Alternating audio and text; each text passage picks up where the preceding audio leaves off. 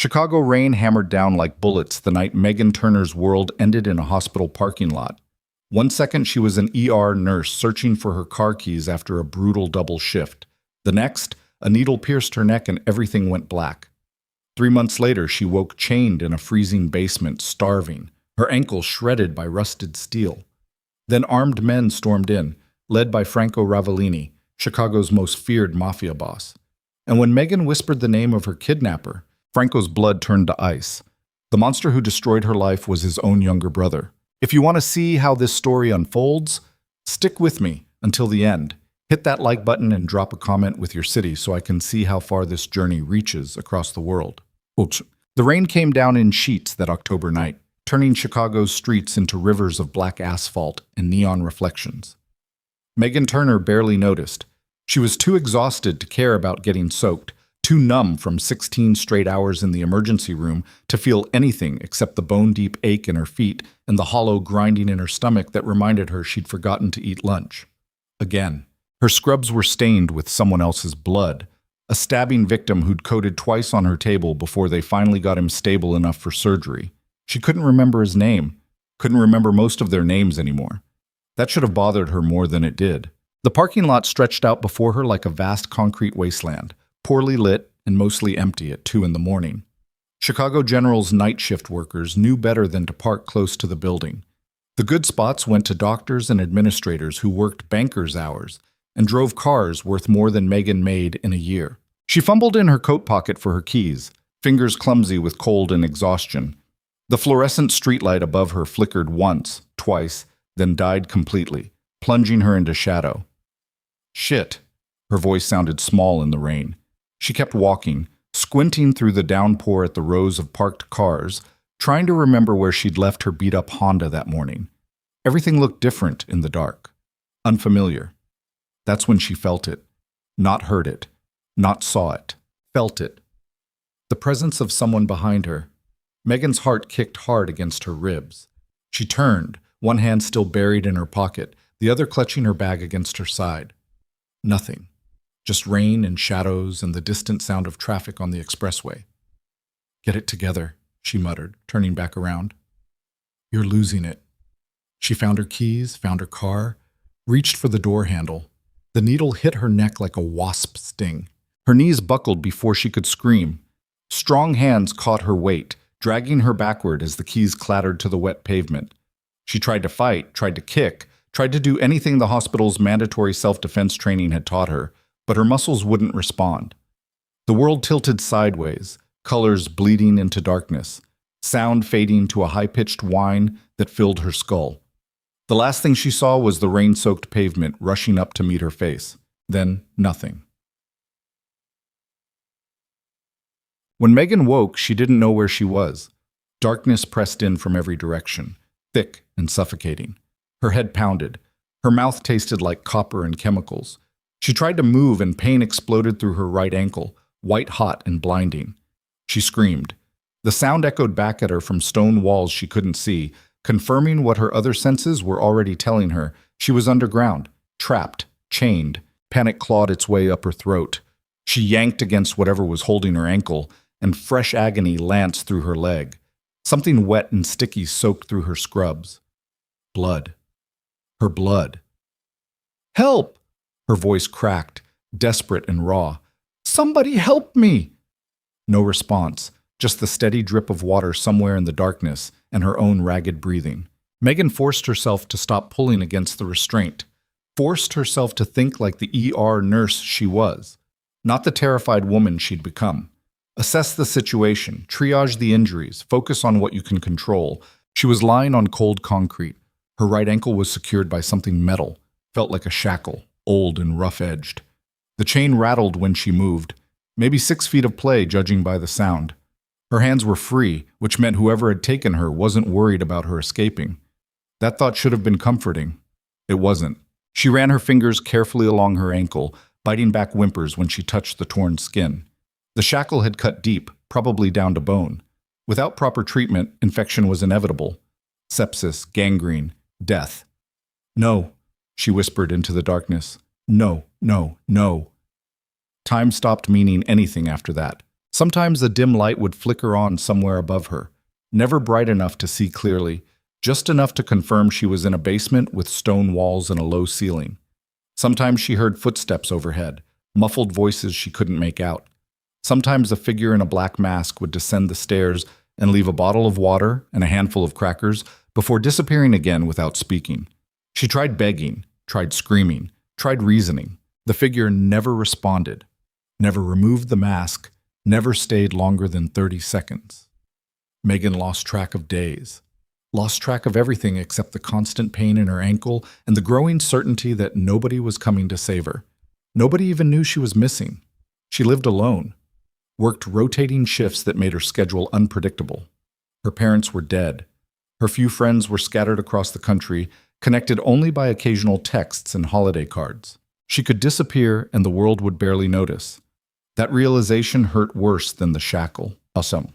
Franco Ravellini stood in the rain outside his younger brother's mansion and tried to remember when everything had gone so wrong. Not tonight. Not this month. Not even this year. Years ago. Maybe decades. Maybe it had always been wrong and he'd just been too busy building an empire to notice the rot at its foundation. "Boss?" Marco appeared at his elbow, rain streaming off the brim of his hat. "We're ready." Franco nodded once, sharp and final. He'd given Roberto every chance to explain, every opportunity to prove the ugly rumors circulating through Chicago's underworld weren't true, every benefit of every doubt. His brother had wasted them all. The mansion loomed before them, all pristine white columns and manicured lawns that screamed old money and new arrogance. Roberto had bought it 6 months ago with cash Franco had given him to invest in legitimate businesses. Instead, Roberto had thrown parties that lasted 3 days, bought sports cars he crashed within weeks, and surrounded himself with sycophants who praised his name while laughing behind his back. Franco had tolerated it, barely, because Roberto was family, and in their world, family meant everything, until it didn't. "No survivors except Roberto," Franco said quietly. "I want him alive." Marco's expression didn't change. "Understood." The front door exploded inward under the battering ram. Franco's men poured through the opening like a flood, weapons raised, voices shouting commands in Italian and English. Gunfire erupted immediately. Roberto's people had been expecting trouble, which told Franco everything he needed to know about his brother's guilty conscience. He walked through this chaos with the calm of a man who'd survived worse. Bullets punched through walls around him. Glass shattered. Someone screamed. Franco ignored it all, his focus locked on one destination, the basement. Because the informant who'd reached out to him 3 days ago, a terrified kid who worked as Roberto's driver, had mentioned something that made Franco's blood run cold. "Your brother keeps something locked in the basement, something alive." At first, Franco hadn't believed it, couldn't believe it. Roberto was reckless and stupid and arrogant, yes, but this level of depravity required a darkness Franco hadn't thought his brother possessed. He'd been wrong. The basement door was reinforced steel, locked from the outside with 3 separate deadbolts. Franco put 2 bullets through the lock mechanism and kicked it open. The smell hit him first. Unwashed bodies. Blood. Human waste. Then he saw her. The woman was curled against the far wall, one ankle secured by a rusted shackle that had torn her skin to ribbons. She was emaciated, filthy, barely conscious. Her scrubs, hospital scrubs, he realized with sick certainty, were stained with old blood and God knew what else. "Cristo," Marco breathed behind him. Franco descended the stairs slowly, hands visible, voice low and steady despite the fury burning through his veins. "It's okay. We're not going to hurt you." The woman's head jerked up. Her eyes were huge in her gaunt face, feverish and unfocused. She tried to scramble backward and cried out when the chain yanked her wounded ankle. "Don't move," Franco said, dropping to one knee several feet away from her. "You're hurt. Let me help." "No." Her voice was a rusted whisper. "No, no, please. My name is Franco Ravellini. I'm here to get you out." The name made her freeze. Her eyes sharpened, focusing on his face with an intensity that surprised him. "Ravellini," she repeated slowly. "Roberto Ravellini." Franco's jaw tightened. "You know my brother." "He did this?" She gestured weakly at the shackle, the basement, herself. "Months ago. Hospital parking lot. I was, I worked. Her breath hitched. I didn't even know him. The pieces fell into place with sickening clarity. Franco looked at her scrubs again, at the faded name tag still pinned crookedly to her shirt. Megan Turner, RN. A nurse. Roberto had kidnapped a nurse. How long? Franco asked quietly. I don't know. Megan's voice broke. Forever. 3 months. Time doesn't. She pressed her palms against her eyes, shoulders shaking. Just kill me, please. I can't do this anymore. No. The word came out harder than Franco intended. He softened his tone. Nobody's killing anybody. Marco, get bolt cutters, now. Marco was already moving. Franco stayed where he was, watching Megan struggle to pull herself together. She was stronger than she looked. Had to be, to survive this long in conditions that would have broken most people. But strength had limits, and she was well past hers. Where is he? She asked suddenly. Roberto. My men are finding him right now. Good. The word was barely audible. I want him dead. Franco understood the sentiment, shared it, actually, but he couldn't give her that satisfaction. Not yet. He'll pay, Franco promised. I swear it. Megan laughed, a broken sound that turned into a sob. Everyone says that. Nobody means it. I do. Something in his voice made her look at him again, really look at him. Franco held her gaze, letting her see the truth written there. He meant every word. Marco returned with bolt cutters and a first aid kit. It took 3 tries to break through the shackle's rust-weakened metal. When it finally snapped open, Megan gasped. Relief, or pain, or both. Franco caught her before she collapsed, supporting her weight as Marco wrapped her mangled ankle in clean bandages. Hospital, Marco said quietly. She needs... No hospitals. Megan gripped Franco's arm with surprising strength. No police. They'll ask questions. I can't. My estate has medical staff, Franco interrupted. Private. Discreet. They'll take care of you. Why? Her eyes searched his face, desperate and confused. Why are you helping me? Franco didn't have a good answer. Didn't have any answer except the truth. Because you survived my brother, he said simply. And I owe you for that. Roberto Ravellini was dragged into Franco's study 20 minutes later, bleeding from a scalp wound and spitting curses in 3 languages. 2 of Franco's men held him upright, while a third zip-tied his wrists behind his back. Franco sat behind his desk and said nothing. Just watched his younger brother bleed onto the imported rug their father had brought back from Sicily 40 years ago. This is bullshit, Roberto snarled. You can't just storm into my house. Your house. Franco's voice was very quiet, very calm. The house I bought you, the security I paid for, the life you're wasting. He leaned forward. Tell me about the woman in your basement. Roberto went pale. What woman? Don't. Franco stood slowly, deliberately. Don't insult me by lying.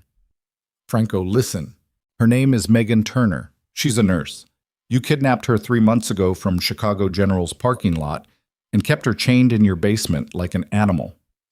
Franco's hands curled into fists on the desk. Explain. Roberto's mouth worked soundlessly for a moment. Then, incredibly, he smiled. She rejected me.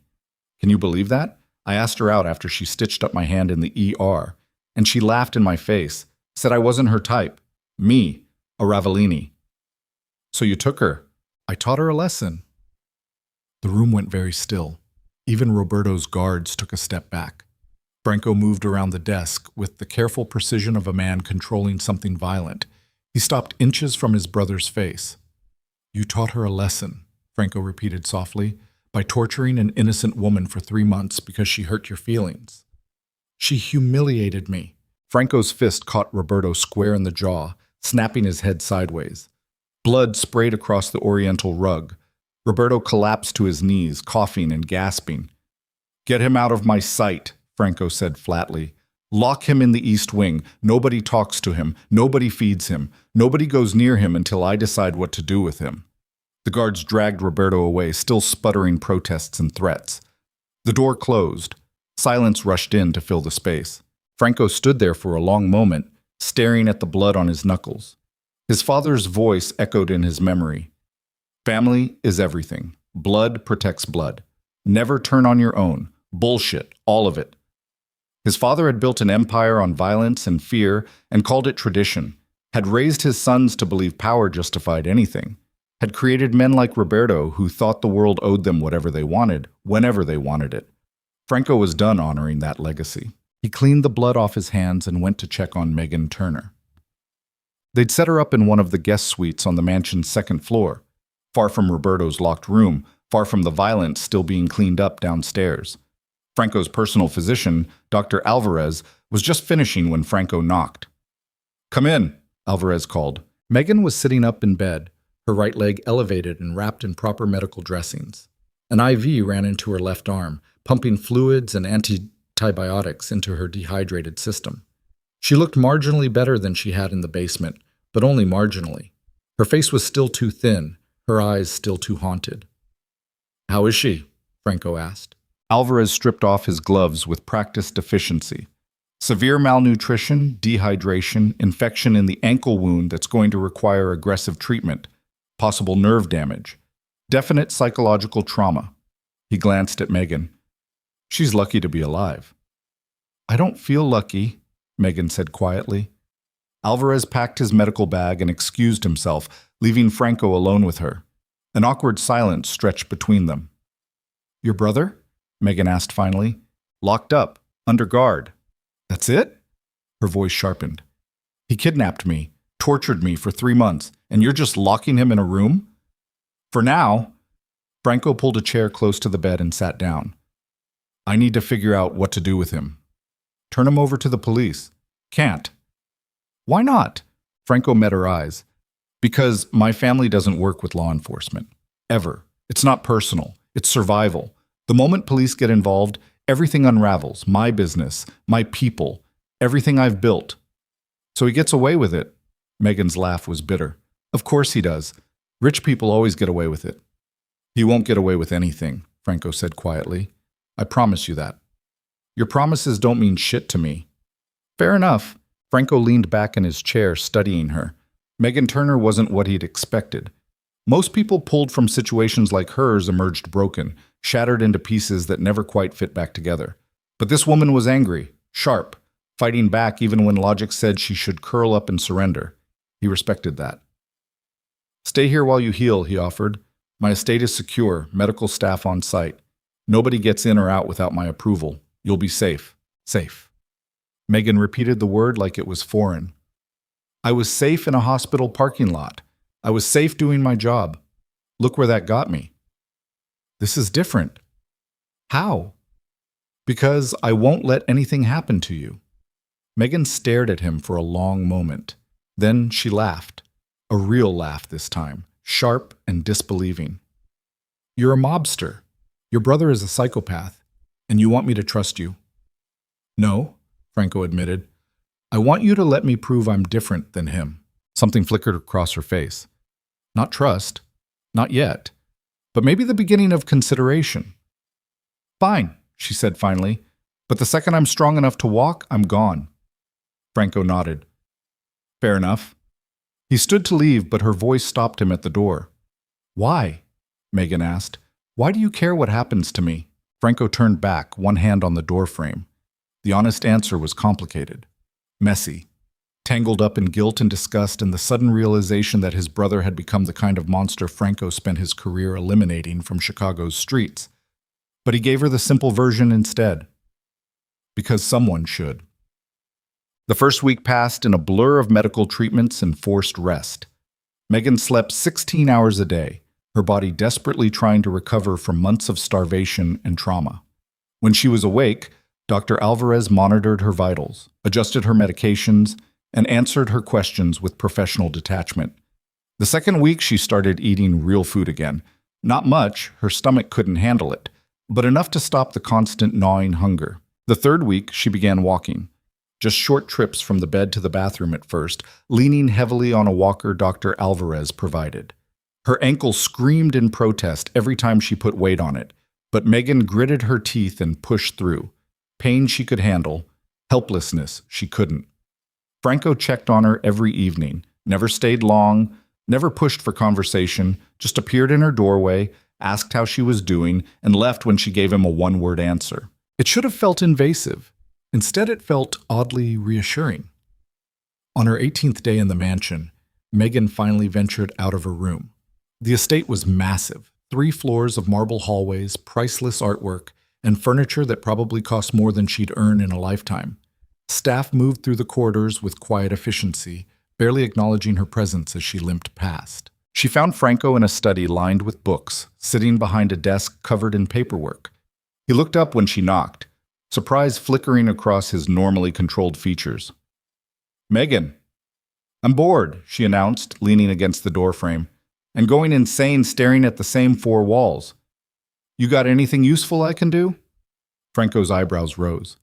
"You should be resting." "I've been resting for 3 weeks. I'm a nurse, not a patient. Give me something to do or I'm going to start rearranging your medical supplies out of spite." A smile tugged at the corner of his mouth. "There's a room on the first floor we've been using for storage. It used to be an office. You could turn it into a clinic if you want." "A clinic?" "My men get injured. Usually we handle it ourselves, but having someone with actual medical training would be useful." Megan considered this. Working again. Using her skills, feeling like something other than a victim. "Okay," she said. "Show me." Oh, the room was a disaster. Boxes stacked to the ceiling, furniture covered in dust sheets, windows that probably hadn't been opened in years. But it had good lighting, decent space, and a door that locked. Megan stood in the middle of the chaos and felt something she hadn't felt in months: purpose. "I'll need supplies," she told Franco. "Medical equipment, medications, sterile instruments, a proper exam table. Make a list. I'll have everything here within 24 hours. Just like that?" "Just like that." Megan shook her head, half laughing. "You know this is insane, right? Setting up a clinic in a mob boss's mansion?" "Probably," Franco agreed. "But you're the one who asked for it." "Fair point." She started that afternoon, sorting through boxes and making lists of what she needed. Franco's housekeeper, a stern woman named Lucia, who seemed to run the entire estate through sheer force of will, appeared with cleaning supplies and 2 younger staff members to help. By evening, the room was empty except for furniture and possibility. Franco brought dinner to her at 9 p.m., balancing 2 plates and a bottle of wine like he'd done it 1,000 times before. "Thought you might be hungry," he said, setting everything on what would eventually be her desk. Megan eyed the expensive-looking pasta and wine with suspicion. "Is this how you always bribe people?" "Only the ones who threaten to reorganize my medical supplies."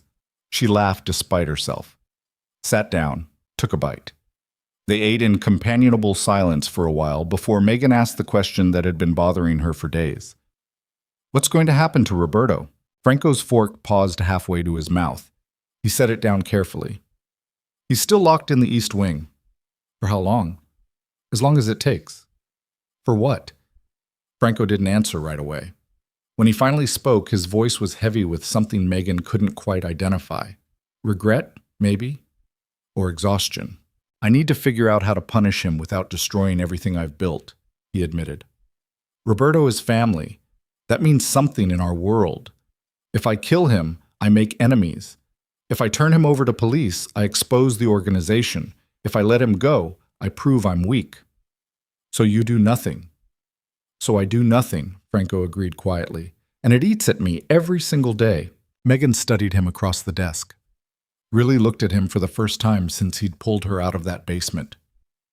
Franco Ravellini was younger than she'd initially thought, maybe 40, though the weight he carried aged him. His hands were scarred from violence she didn't want to imagine. His eyes held the kind of exhaustion that came from years of impossible choices. He was a criminal, a killer, probably. Definitely responsible for things that would make her sick if she knew the details. But he'd also saved her life. "For what it's worth," Megan said quietly, "I don't think you're weak." Franco met her eyes. "What do you think I am?" "Tired." She took a sip of wine. "And trying." Something shifted in his expression, softened just slightly. "Thank you," he said. They finished dinner in silence. And when Franco left, Megan sat in her half-finished clinic and wondered when she'd stopped seeing him as the enemy. Weeks turned into a month. The clinic took shape under Megan's hands. Franco delivered everything she requested: equipment, supplies, medications that probably came from sources she didn't want to know about. She didn't ask, didn't push, just organized her space and prepared for her first patient. He arrived 2 days later. A guard named Tony, who'd taken a knife to the shoulder during what Franco vaguely described as business complications. The wound was deep but clean, already showing signs of infection from amateur stitching. Megan cleaned it properly, administered antibiotics, and stitched it closed with the precision that had once made her Chicago General's fastest suture specialist. "You're good at this," Tony said, wincing as she worked. "I'd better be. I spent 8 years learning how." "Why'd you stop?" The question caught her off guard. Megan's hands paused over the wound. "I didn't stop," she said finally. "It stopped for me." Tony didn't ask for clarification. That was the thing about Franco's people. They knew when to push and when to leave things alone. More patients followed. Guards with gunshot wounds, staff with infections. Even Lucia appeared one morning with a badly sprained wrist she'd been ignoring for weeks. Megan treated them all with the same focused competence she'd once brought to the ER. And slowly, so slowly she almost didn't notice, she began feeling like herself again. Franco noticed. "You're smiling more," he observed one evening, appearing in her clinic doorway with his usual impeccable timing. Megan looked up from the inventory she was organizing. "Am I?" "You are. It's good to see." Something warm flickered in her chest. She pushed it down. "Don't get used to it," she said lightly. "I'm still planning to leave once I'm strong enough." "I know." But neither of them mentioned it again. Cool. The nightmares came every night without fail. Megan would wake gasping, heart pounding, phantom chains wrapped around her ankle. The darkness of her bedroom became the darkness of Roberto's basement. The silence became dripping water and distant footsteps. She tried everything, left lights on, took sleeping pills Dr. Alvarez prescribed, exhausted herself during the day until she could barely stand. Nothing helped. On the worst nights, she'd find Franco sitting in the hallway outside her door when she stumbled out for water at 3 a.m. He never said anything, never asked if she was okay, just sat there back against the wall, reading something on his phone or staring at nothing.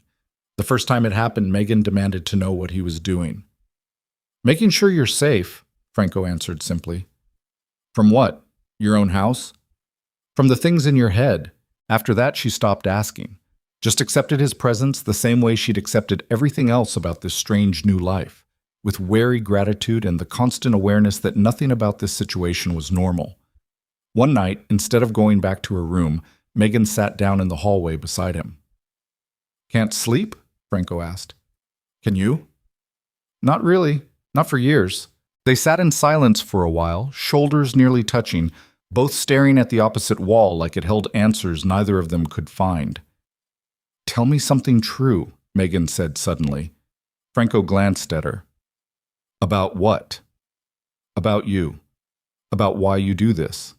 She gestured vaguely at the mansion, the life, everything. "Why the violence? Why the empire? Why any of it?" "Because it's what I know."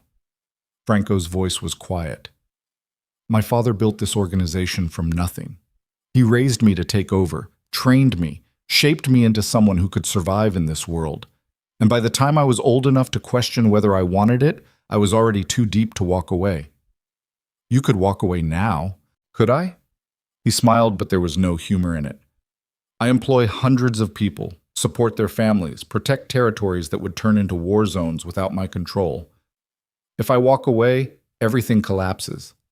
And the people who replace me will be worse than I ever was. So you're trapped. We're all trapped by something." Megan knew he was right, knew her own traps intimately. Fear, trauma, the constant awareness that safety was an illusion she'd never quite believe in again. "What would you do?" she asked. "If you could walk away? If none of this existed?" Franco thought about it for a long moment. "I'd open a restaurant," he said finally. "Nothing fancy, just good food and simple wine, somewhere people could come and forget their problems for a few hours." The answer surprised her. "Really? Really?" My grandmother taught me to cook before she died. It's the only thing I've ever done that felt completely clean. He looked at her. What about you? I'd go back to nursing, but somewhere smaller, quieter. Somewhere I could actually know my patients' names instead of treating them like assembly line components. Why don't you? Because I'm here, because I'm broken, because I don't know if I'll ever be able to walk into a hospital again without remembering that parking lot. Franco's hand found hers in the darkness between them. His grip was warm, steady, anchoring. You're not broken, he said quietly. You're healing. There's a difference. Megan wanted to believe him, almost did. They sat there until dawn painted the hallway windows gold, hands linked, shoulders touching, two people trapped by different circumstances finding temporary refuge in each other's company. And when Megan finally went back to her room, she fell asleep without nightmares for the first time in months. Everything changed the night the alarm started screaming. Megan jolted awake to piercing sirens and red emergency lights strobing through her windows. Gunfire erupted somewhere below, close, too close. Glass shattered. Men shouted in Italian. Her door slammed open. Franco stood in the doorway, gun in one hand, phone in the other, his face carved from stone. Get up, he snapped. Now! Megan scrambled out of bed, heart hammering. What's happening? We're under attack. He grabbed her wrist and pulled her into the hallway. Stay close to me. Don't let go. They ran through corridors Megan barely recognized. Franco moving with the fluid certainty of someone who'd planned for exactly this scenario. Behind them, the gunfire intensified. Ahead, more of Franco's men appeared, forming a protective wall around them. Franco yanked open what looked like a normal closet door. Behind it, a steel staircase descended into darkness. Down, he ordered. Megan didn't argue. She took the stairs two at a time, Franco right behind her, his free hand on her shoulder guiding her through the blackness. The door slammed shut above them with a heavy clang that echoed like a tomb ceiling. Emergency lights flickered on, revealing a reinforced bunker that looked like something from a spy movie. Concrete walls, security monitors covering every angle of the estate, weapons racks. Enough supplies to survive a siege. What the hell is this? Megan gasped. Panic room. Franco was already moving to the monitors, scanning the feeds with sharp efficiency. Roberto must have... He stopped, swore viciously in Italian. What? Franco, what's happening? He turned to face her, and for the first time since she'd met him, Megan saw fear in his eyes. It's not just an attack, Franco said quietly. It's an execution. Roberto hired mercenaries to storm the estate. He gestured at the monitors showing armed men systematically clearing rooms. He's not trying to escape. He's trying to kill both of us. Megan's knees went weak. She grabbed the edge of the desk to stay upright. Why? She whispered. Why me? Because you're a witness. Because you survived. Because as long as you're alive, you're proof of what he did. Franco's jaw tightened. And because hurting you hurts me. The admission hung between them, raw and unplanned.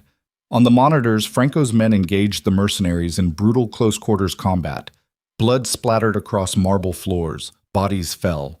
Megan watched it all with the numb detachment of someone whose reality had fractured beyond repair. I'm sorry, Franco said softly. I thought you'd be safe here. I thought, stop. Megan cut him off. She turned to face him fully, something hardening in her chest. Stop apologizing. Stop protecting me like I'm made of glass. I survived 3 months in your brother's basement. I can survive this too. Megan, no. Listen to me. She stepped closer, close enough to see the exhaustion and guilt written across his features. I'm not some helpless victim you need to shield from reality. I know exactly how ugly the world is. I know exactly what men like Roberto are capable of. And I'm done being treated like I'm too fragile to handle the truth. Franco stared at her. What do you want from me? I want you to stop deciding my fate without asking me first. I want you to treat me like an equal instead of a problem to solve. Her voice cracked slightly. I want you to trust me the way I'm starting to trust you. Something shifted in Franco's expression. The walls he kept so carefully maintained crumbled just enough for Megan to see the man beneath the armor. Okay, he said quietly. Okay. The monitors showed Franco's men gaining ground, pushing the mercenaries back through the mansion. But the fight was far from over. Franco made a decision. When this is over, he said, I'm moving you somewhere safe, somewhere Roberto can't touch you. A new identity, a fresh start, whatever you need. And you? I'll handle my brother, permanently this time. Megan should have felt relieved, should have felt grateful. Instead, all she felt was the crushing weight of certainty that once she left this bunker, whatever fragile connection she and Franco had built would shatter like everything else in her life. What if I don't want to leave? The words escaped before she could stop them. Franco's eyes widened slightly. What? What if I don't want a fresh start somewhere else? What if... She stopped, breathless and terrified and unable to take the words back. What if I want to stay here? With you? The silence stretched between them, heavy with implications neither was ready to name. On the monitors, the last mercenary fell. The alarms cut out. Silence rushed in like a wave. Franco crossed the distance between them in 2 steps. His hands cupped her face, gentle despite the violence still staining his clothes. You don't know what you're asking for, he said roughly. Yes, I do. This life, my life, it's dangerous, messy, wrong. I know. Megan, she kissed him. It was desperate and terrifying and completely insane, and Megan didn't care about any of it. She just needed to feel something other than fear, needed to prove to herself that she was still alive, still capable of wanting something beyond survival. Franco froze for half a heartbeat. Then he kissed her back with the intensity of a man who'd been holding back for weeks, his hands tangling in her hair, his body pressing against hers like an anchor in a storm. When they finally broke apart, both breathing hard, Franco rested his forehead against hers. This changes everything, he whispered. I know, Megan whispered back. Above them, footsteps echoed in the hallway. Boss? Marco's voice filtered through the bunker's intercom. All clear. We got Roberto.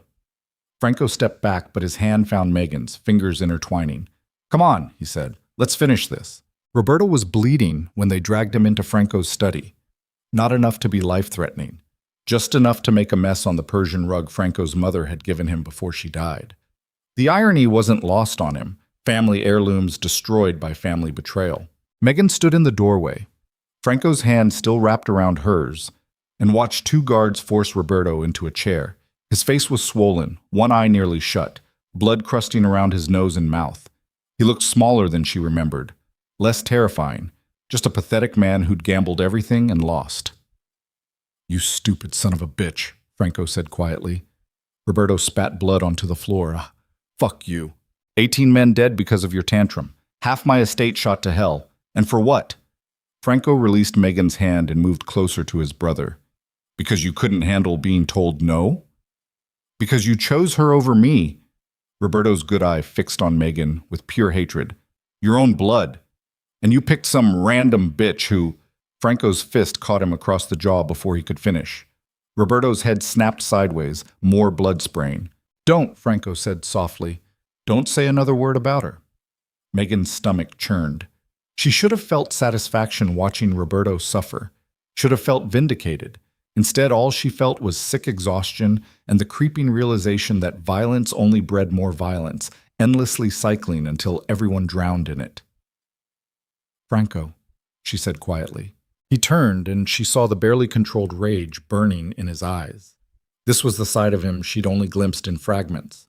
The Mafia Boss who'd built an empire on fear and blood. The man who could kill without hesitation when pushed. It should have terrified her. It didn't. What do you want me to do with him? Franco asked. The question hung in the air between them, heavy with implications. Roberto was Franco's brother. His blood.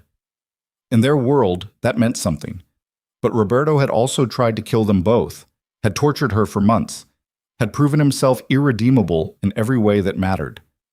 Megan looked at the man who'd destroyed her life, looked at the fear flickering beneath his hatred, and realized something that surprised her. I don't care, she said, finally. Whatever you do to him won't give me back what he took. It won't erase the nightmares or make me whole again, so do whatever you have to do for your world. Just keep him away from me. Roberto laughed, a wet, bubbling sound. Coward. You're both fucking cowards. Franco nodded once at the guards. Take him to the cells. No food, no water, no visitors. I'll deal with him when I'm thinking clearly. They hauled Roberto to his feet. He struggled, screaming obscenities, until one of the guards pressed a gun to his temple and he went silent. The door slammed shut. Megan's knees buckled. Franco caught her before she hit the floor, strong arms wrapping around her waist, holding her upright when her own strength failed. "I've got you," he murmured into her hair. "I've got you." "I should be stronger than this," Megan whispered. "I should be able to—" "You survived, that's enough." But it didn't feel like enough. Not when her hands were shaking and her heart was racing and the bunker kiss felt like it had happened a lifetime ago instead of 30 minutes. Franco guided her to the leather couch against the wall, poured her 2 fingers of whiskey from the crystal decanter on his desk, sat beside her close enough that their shoulders touched. "Drink," he ordered gently. Megan drank. The alcohol burned down her throat, sharp and grounding. "What happens now?" she asked. Franco was quiet for a long moment. "Now I figure out how to keep you safe while I clean up this mess." "You keep saying that. Keep acting like I'm something fragile you need to protect." "Because you are." "No." Megan set down the glass hard enough to make Franco flinch. "I'm not. I'm angry and traumatized and probably going to need years of therapy, but I'm not fragile. Stop treating me like I might shatter." "Then what do you want from me?" "The truth. All of it. No more careful explanations or edited versions designed to protect my delicate sensibilities." She turned to face him fully. "Tell me what Roberto said. Before tonight. What did he accuse you of?" Franco's jaw tightened. "It doesn't matter." "It does to me." He stood abruptly, pacing to the window that overlooked the destroyed gardens. Dawn was breaking over Chicago, painting the sky in shades of blood and gold. "He said I was weak," Franco admitted quietly. "Said I'd lost my edge. That I cared more about you than about the family business, and that made me vulnerable. Exploitable." He laughed, bitter and sharp. "And he was right." "About which part?" "All of it." Megan stood, crossing to where Franco stood rigid against the window. She could see the tension in his shoulders, the weight of impossible choices pressing down on him. "You're not weak for caring about people," she said. "In this world I am." "Then maybe it's a fucked up world." Franco turned to look at her, something raw and exposed in his expression. "What do you want from me, Megan? Really want?" The question was dangerous, honest in a way that terrified her, because what she wanted was impossible. Wanted him to be someone other than who he was. Wanted a normal life that didn't involve gunfights and bunkers, and brothers who hired mercenaries. But she couldn't have that. Wouldn't ever have that again. So she told him the only truth that mattered. "I want you to let me stay. Not as a victim you're protecting, not as a problem you're solving, as someone who chooses to be here."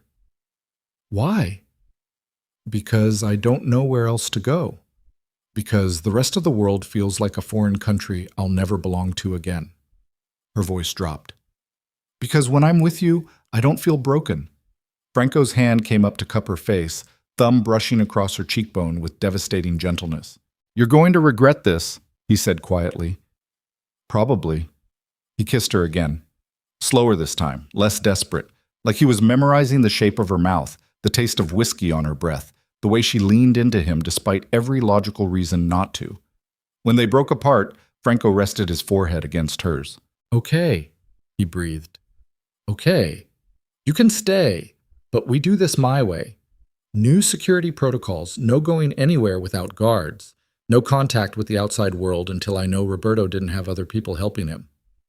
"How long?" "However long it takes." Megan nodded, accepting the terms even though they felt like a different kind of cage. But at least this cage had Franco in it. The next 3 days passed in organized chaos. Franco's people cleaned up the estate with military precision, removing bodies, repairing damage, scrubbing blood from marble floors until no evidence remained of the attack. Megan stayed in her clinic, treating wounded guards, and trying not to think about how easily she'd adapted to being the personal physician for Chicago's criminal elite. Dr. Alvarez appeared on the second day, summoned by Franco to help with the more serious injuries. He took one look at Megan's makeshift surgical setup and raised an eyebrow. "Impressive work," he said, examining a guard whose shoulder she'd just finished debriding. "You're wasted on emergency medicine." Am I still doing emergency medicine? Alvarez smiled faintly. That depends on your definition. They worked side by side for hours, falling into the easy rhythm of medical professionals who understood each other without needing lengthy explanations. It was the most normal Megan had felt since the kidnapping, just two people trying to patch up broken bodies in a world that specialized in creating them. How long have you worked for Franco?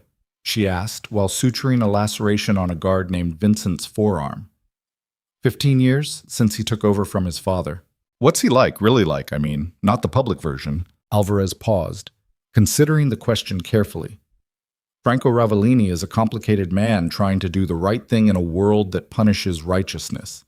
He's killed people, ordered violence, built an empire on activities that would land most men in prison for life. He tied off a suture with practiced precision. But he's also the only reason this city hasn't descended into complete chaos. The previous regime, his father's regime, was brutal, arbitrary. Franco brought rules, structure, some semblance of honor to a fundamentally dishonorable business. Does that make it okay? No, but it makes it complicated. Vincent shifted under Megan's hands. Boss saved my life twice, he said quietly. Once from a bullet, once for myself when I was drinking everything I could get my hands on. Whatever he is to the rest of the world, he's family to us. Megan finished the last suture in silence. The word family kept echoing in her head, twisted and warped beyond recognition. Roberto was family too. Blood. And look what he'd done. Maybe biology didn't mean what people thought it did. Sheet. Franco found her that evening in the empty ballroom on the mansion's second floor. She was sitting in the middle of the polished hardwood, knees drawn to her chest, staring at the crystal chandelier overhead. The room smelled like dust and old money, and memories that didn't belong to her. "How'd you know I was here?" she asked without looking at him. "Lucia told me." Franco crossed the room and sat beside her, close but not touching.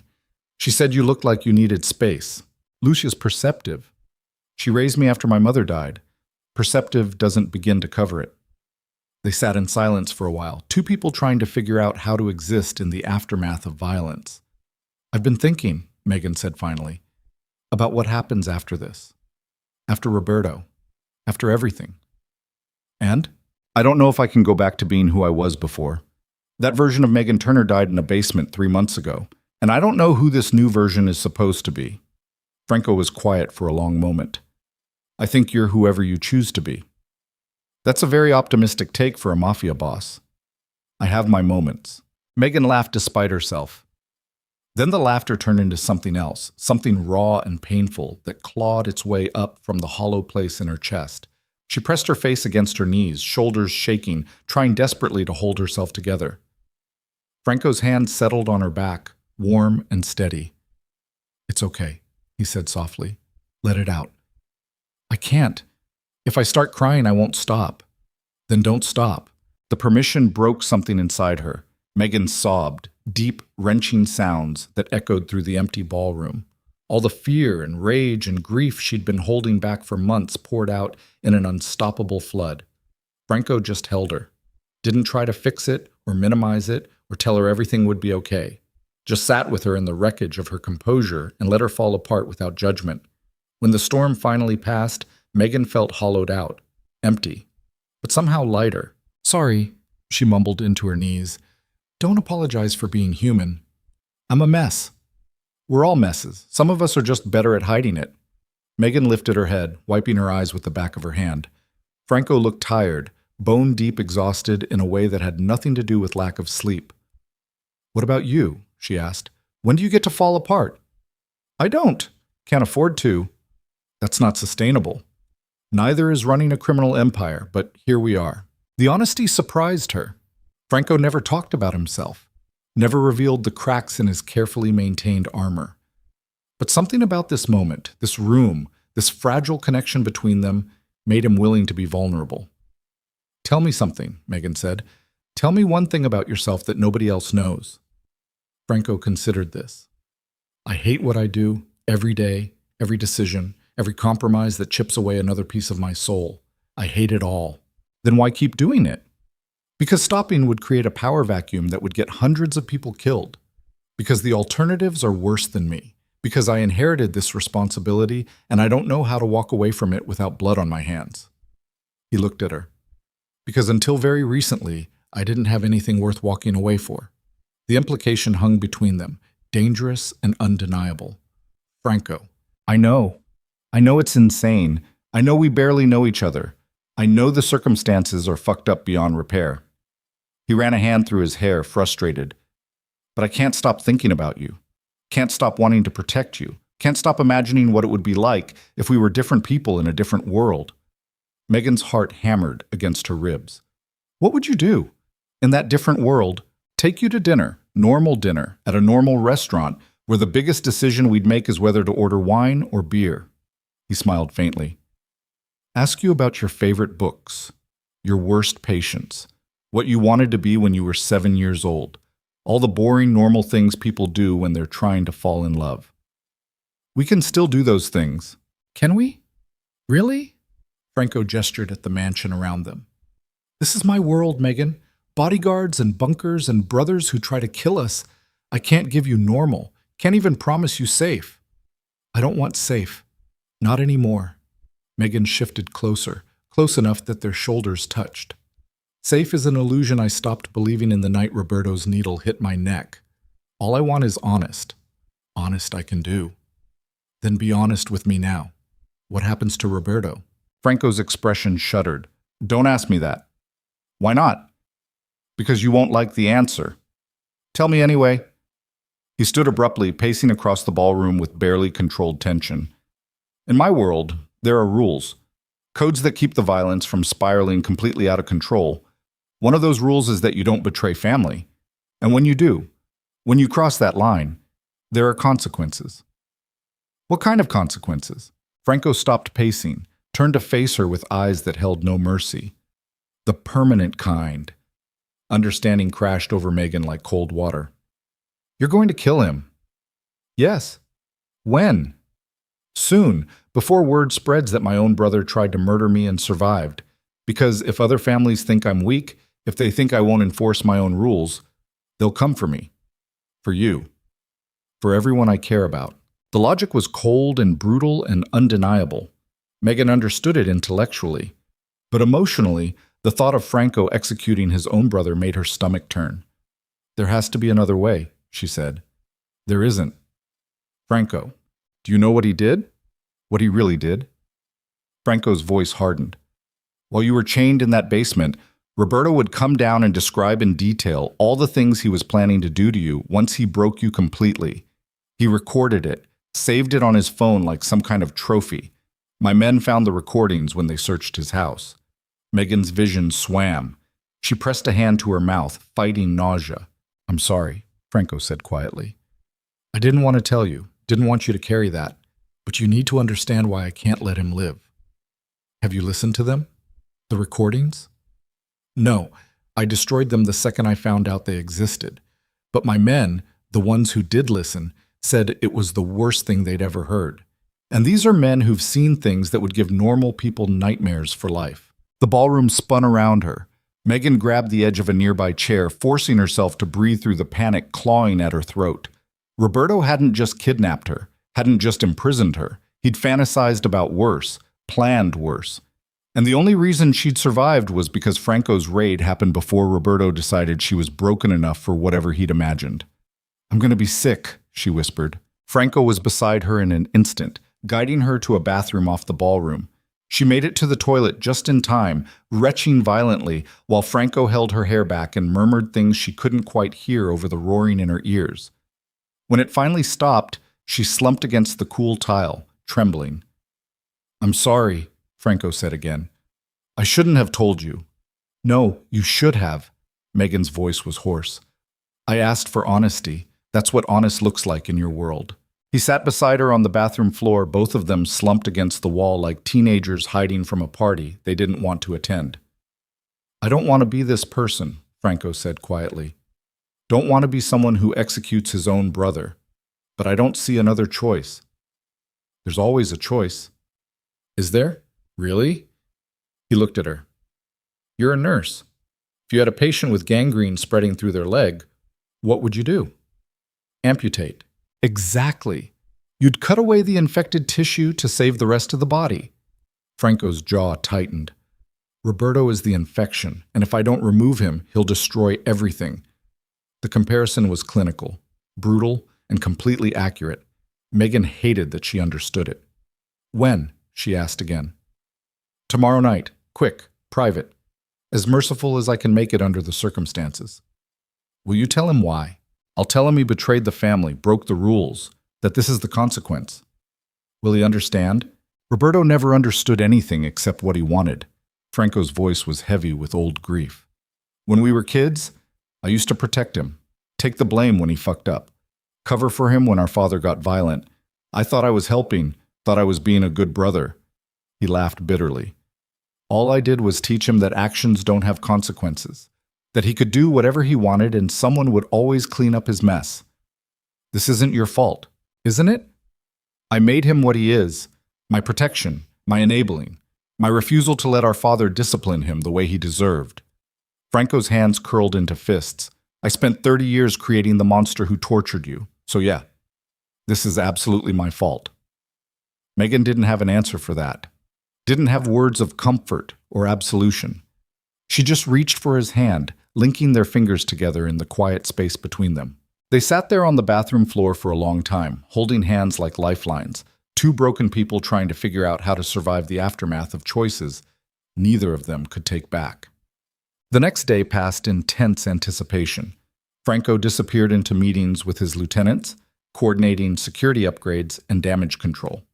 Megan stayed in her clinic, organizing supplies with obsessive precision because focusing on inventory counts meant she didn't have to think about what was going to happen that night. Lucia found her around noon, carrying a tray with lunch Megan hadn't asked for. You need to eat, the older woman said, setting the tray on Megan's desk. I'm not hungry. Eat anyway. It wasn't a suggestion. Megan picked up the sandwich, forcing herself to take small bites that tasted like cardboard.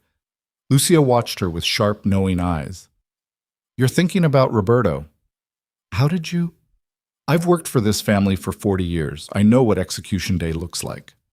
Megan set down the sandwich. Does it bother you? What Franco's going to do? Roberto tried to kill you both. In my world, that's not complicated. But he's Franco's brother. And you're Franco's... Lucia paused, choosing her words carefully. You're important to him. More important than he's allowed anyone to be in a very long time. Roberto threatened that. Consequences follow. It all seems so cold. It's survival. Lucia sat down across from her, hands folded in her lap. This life, Franco's life, it doesn't allow for mercy. Not the way normal people understand it. Every decision is a calculation. Every relationship is a potential weakness. Franco learned that young, and it nearly destroyed him. What do you mean? Lucia was quiet for a moment, deciding how much to reveal. When Franco was 16, he fell in love with a girl from the neighborhood.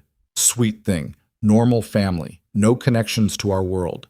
His father found out and had her family threatened until they moved to another state. Told Franco that love was a luxury he couldn't afford, that caring about people made him vulnerable.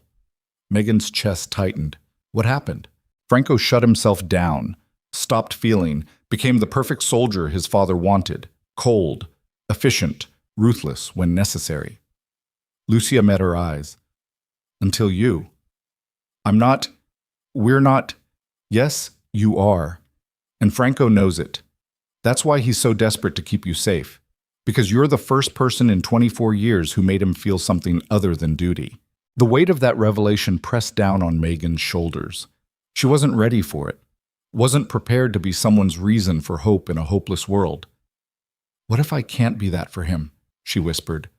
What if I'm too broken to be anyone's salvation? Lucia's expression softened. Nobody's asking you to save him, child. He's asking you to survive with him. There's a difference. Franco came to her room that evening just after sunset. Megan was sitting by the window, watching darkness swallow the city, when she heard his quiet knock. Come in, she called.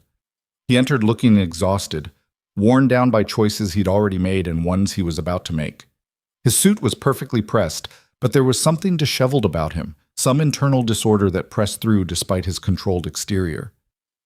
"It's time," he said quietly. Megan's stomach dropped. "Already?"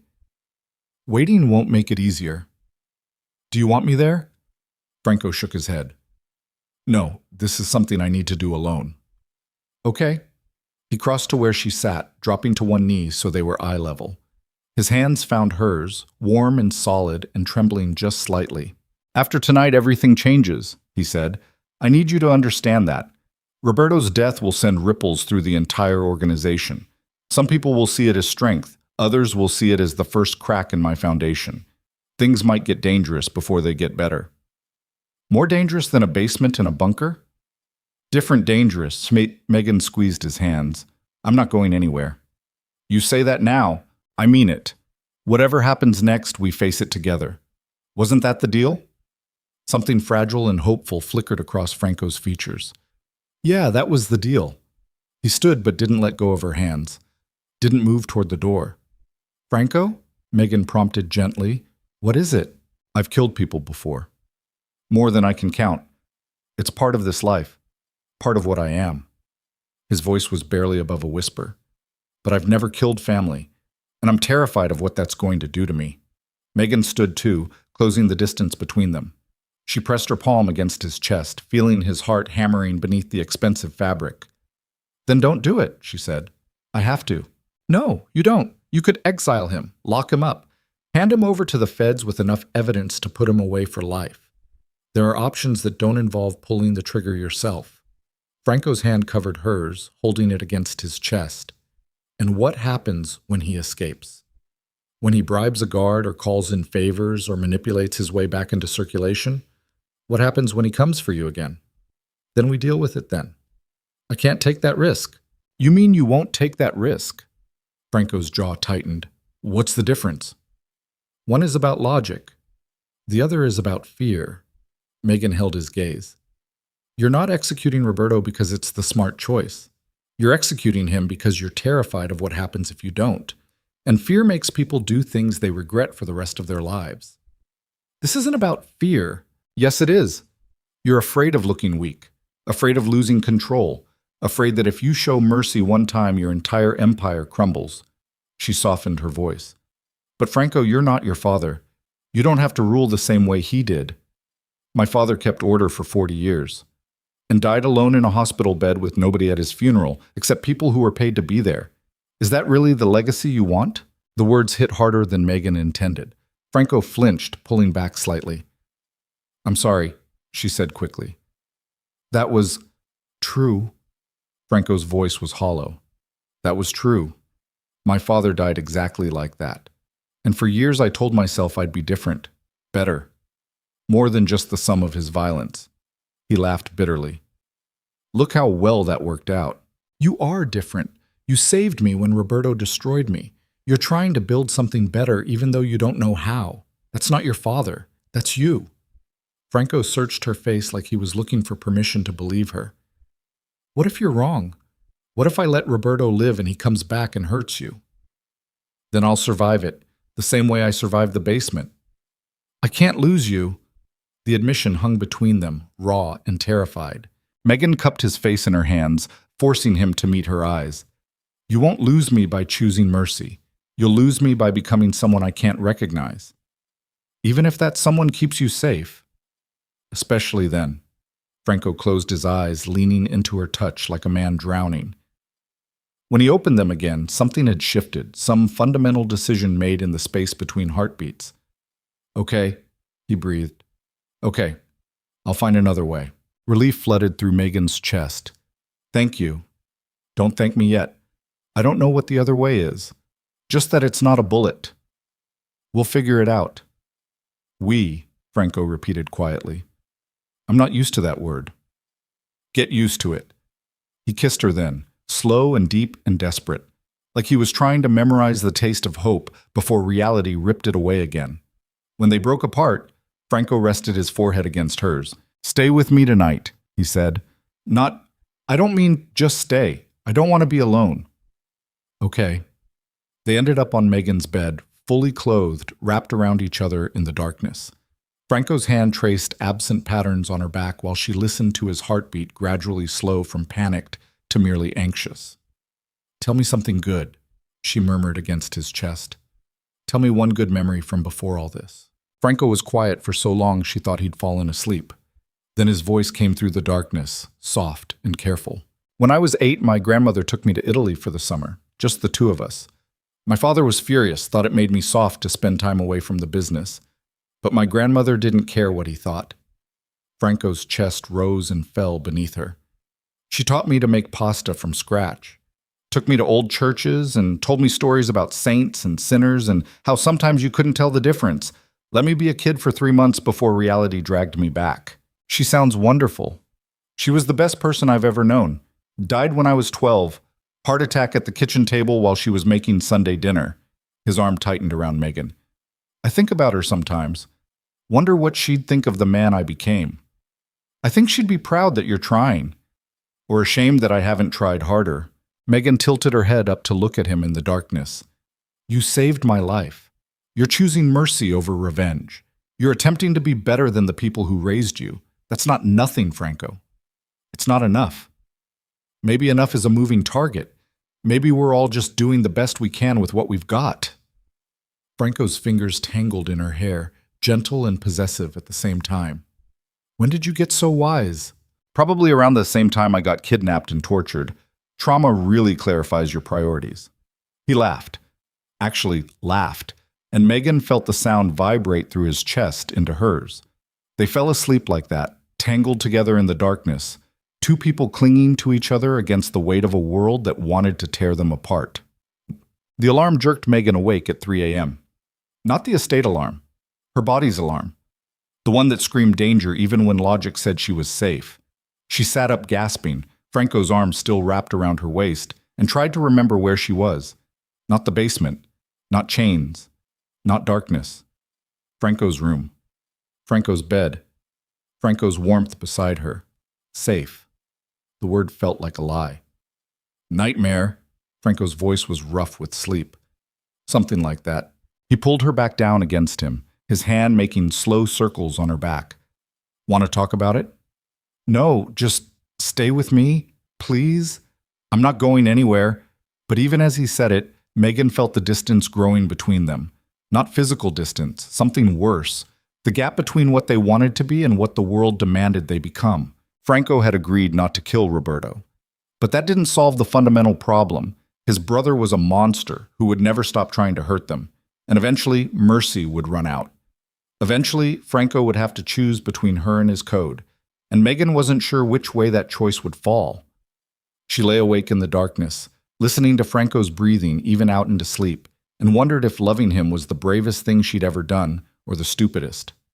Probably both. Morning came too quickly. Megan woke to find Franco already gone, his side of the bed cold. A note on the pillow read, "Meeting with the council. Back by noon. Stay inside. F. The council." That's what Franco called his inner circle of lieutenants and advisors, the men who'd helped him build an empire and would destroy anyone who threatened it, including, presumably, a mafia boss who went soft over a woman. Megan dressed in yesterday's clothes and made her way downstairs, following the smell of coffee to the kitchen. Lucia was already there, orchestrating breakfast for what looked like an army. "Good morning," the older woman said without looking up from the stove. "I assume you're hungry after your night with Franco." Megan's face heated. I didn't ask." Lucia slid a plate of eggs and toast across the counter. "Eat. You look like you haven't slept in days." "I haven't. Not really." "Nightmares?" "Constantly." Lucia poured 2 cups of coffee and sat down across from her. "They'll fade eventually. The nightmares, the fear. All of it scars over if you give it time." "How do you know?" "Because I've seen it happen. This world breaks people. But the ones who survive really survive. They find ways to make the broken pieces into something new."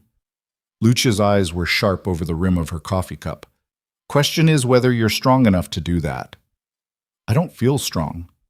Nobody who's actually strong ever does. They sat in companionable silence while Megan forced down breakfast. The eggs tasted like paste, but she ate them anyway, knowing Lucia would guilt her into it eventually. "What's the council meeting about?" she asked finally. Lucia's expression closed off. "That's not my business to share. But you know." "Of course I know. I've worked for this family since before Franco was born. I know everything." She stood collecting dishes. "But knowing and telling are different things. If Franco wants you informed, he'll inform you." The dismissal was gentle but absolute. Megan let it go, recognizing when she'd hit a wall. She spent the morning in her clinic, reorganizing supplies that didn't need reorganizing just to keep her hands busy. A few guards filtered through with minor injuries, split knuckles, strained muscles, a black eye that looked suspiciously fresh. Nobody mentioned the council meeting. Nobody mentioned Roberto. The silence was deliberate and heavy. Around 11, Marco appeared in her doorway. "Boss wants to see you," he said without preamble. Megan's stomach dropped. "Is something wrong? Just come with me."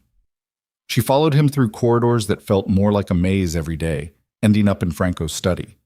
The room was crowded with men she didn't recognize, hard faces and harder eyes, all turning to assess her when she entered.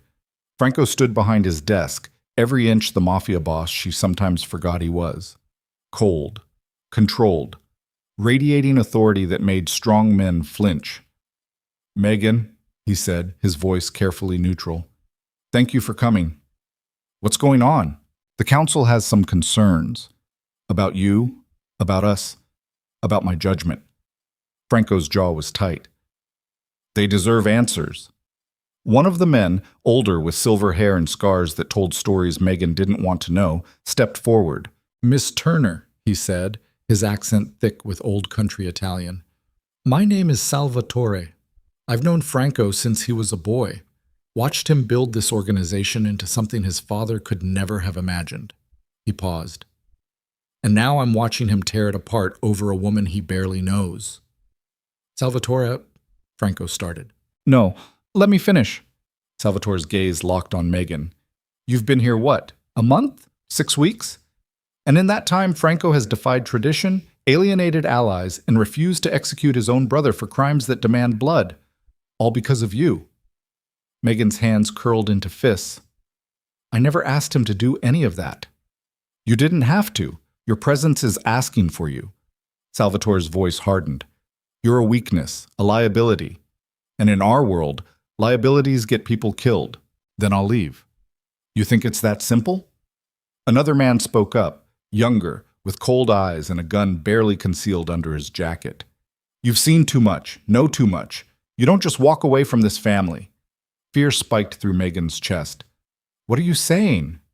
Franco moved around the desk, positioning himself between her and the council. "Nobody threatens her. That's not what this meeting is about." "Then what is it about?" Salvatore demanded. "Because from where we're standing, you've lost your edge. Your brother tried to kill you both and he's still breathing. That sends a message, Franco. And it's not the message this organization needs right now. I'll handle Roberto my way. Your way is mercy. Mercy will destroy us." The room erupted into arguments, voices overlapping, hands gesturing, tension ratcheting up with every passing second. Megan stood frozen, watching Franco defend choices he'd made because of her, and felt the crushing weight of responsibility settle across her shoulders. This was her fault. All of it. Her presence had destabilized everything Franco had built. Her survival was costing him his empire. Maybe Salvatore was right. Maybe she was a liability that would get everyone killed. Franco's voice cut through the chaos like a blade. "Enough!" The room went silent. "I understand your concerns," Franco said, his voice deadly calm. "But Megan stays. Roberto lives.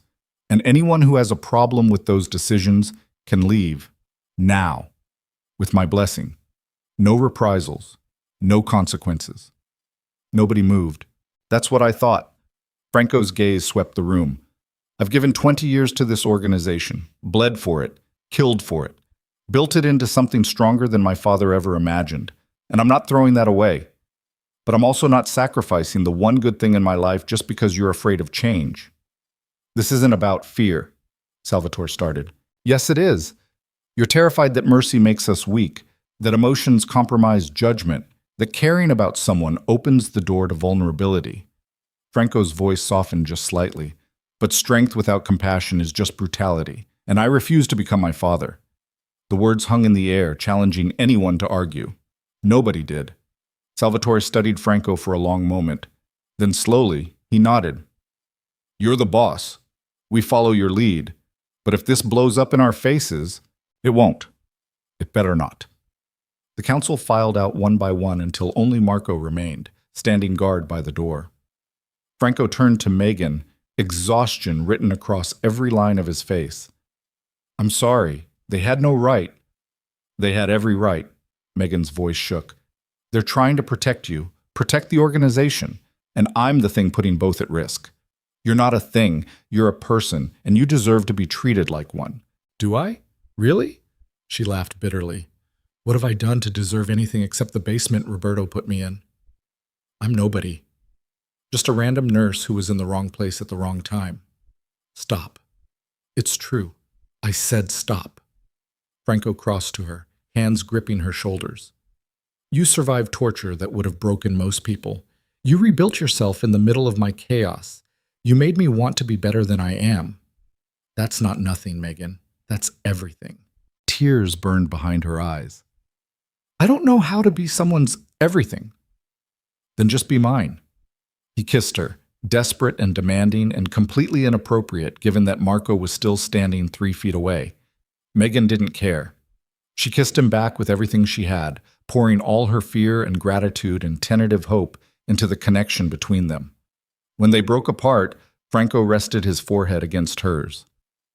We're going to get through this, he promised. How can you be sure? Because the alternative is unacceptable. That night, Roberto escaped.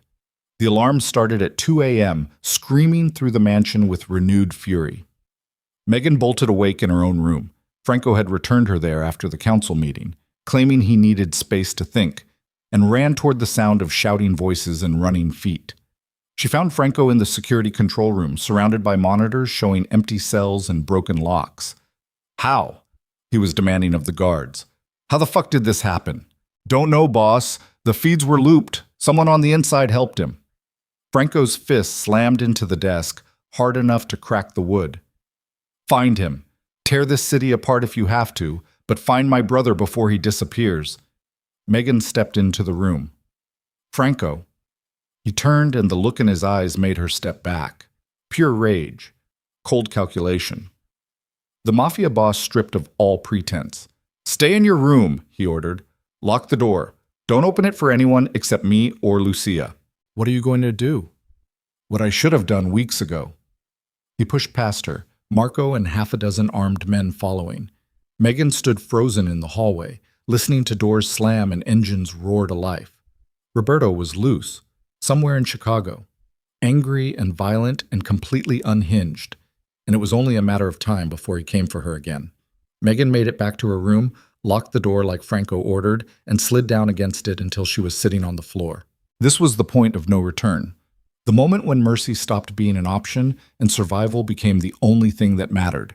Franco would find Roberto, would execute him this time without hesitation, and Megan would have to live with the knowledge that she'd tried to save a monster who didn't deserve saving. She pressed her face against her knees and waited for the world to end. 3 hours passed in suffocating silence.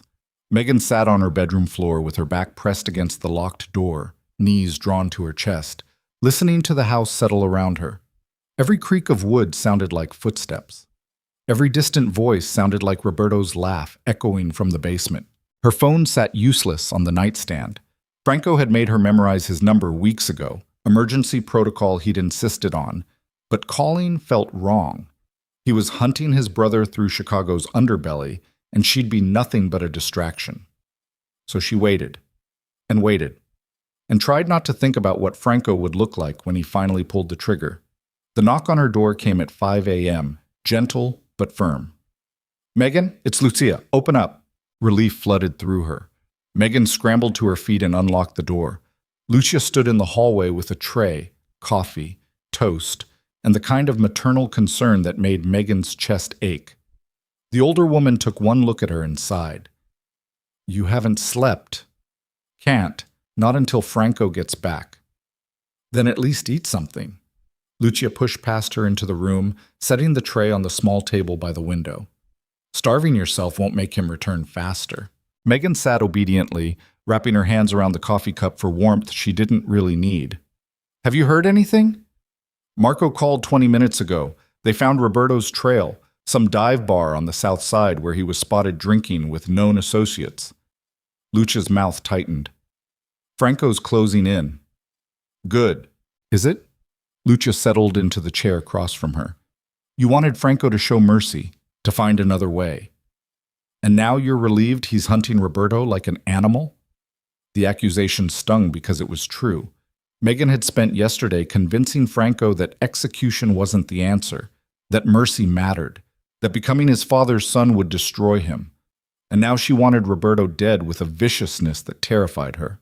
I was wrong, she said quietly, about the mercy, about all of it. Roberto's a monster who'll never stop coming for us. Franco was right to want him dead from the beginning. Maybe. Or maybe you were both right and both wrong, and this whole situation is just fucked beyond repair. Lucia poured herself coffee. That's the thing about this life. There are no clean answers, just choices that hurt less than the alternatives. How do you live with it? The violence? The constant fear? You build walls. Convince yourself the people Franco hurts deserve it. Tell yourself it's necessary for survival. Lucia's eyes were distant. And some days you almost believe it. Before Megan could respond, her phone buzzed. Franco's name flashed across the screen. She grabbed it. Hello? We found him. Franco's voice was tight, controlled fury barely leashed. Or rather, he found us. Megan's blood turned to ice. What do you mean? Roberto's at the estate.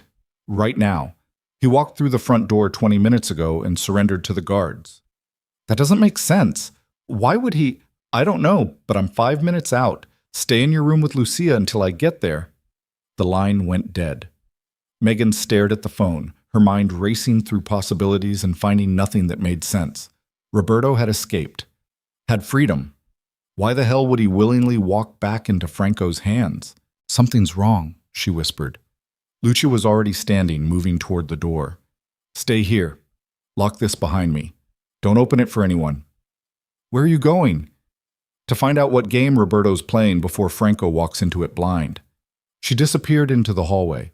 Megan locked the door and pressed her ear against the wood, straining to hear anything over the pounding of her own heart.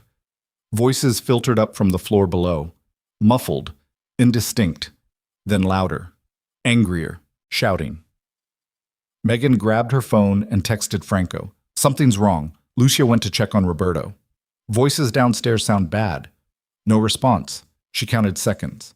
Got to 47 before the gunshot cracked through the mansion like thunder. Megan's hand was on the doorknob before conscious thought caught up. Every survival instinct screamed at her to stay hidden, stay safe. Let Franco's people handle whatever was happening. But that was Lucia down there, the woman who'd fed her and protected her and treated her like family when she had no one. Megan unlocked the door and ran. The hallway was empty. She took the stairs 2 at a time, following the sound of voices to Franco's study. The door stood open, spilling light and chaos into the corridor. She skidded to a stop in the doorway, and her entire world tilted sideways. Roberto stood in the center of the room, hands zip-tied in front of him, blood trickling from a split lip.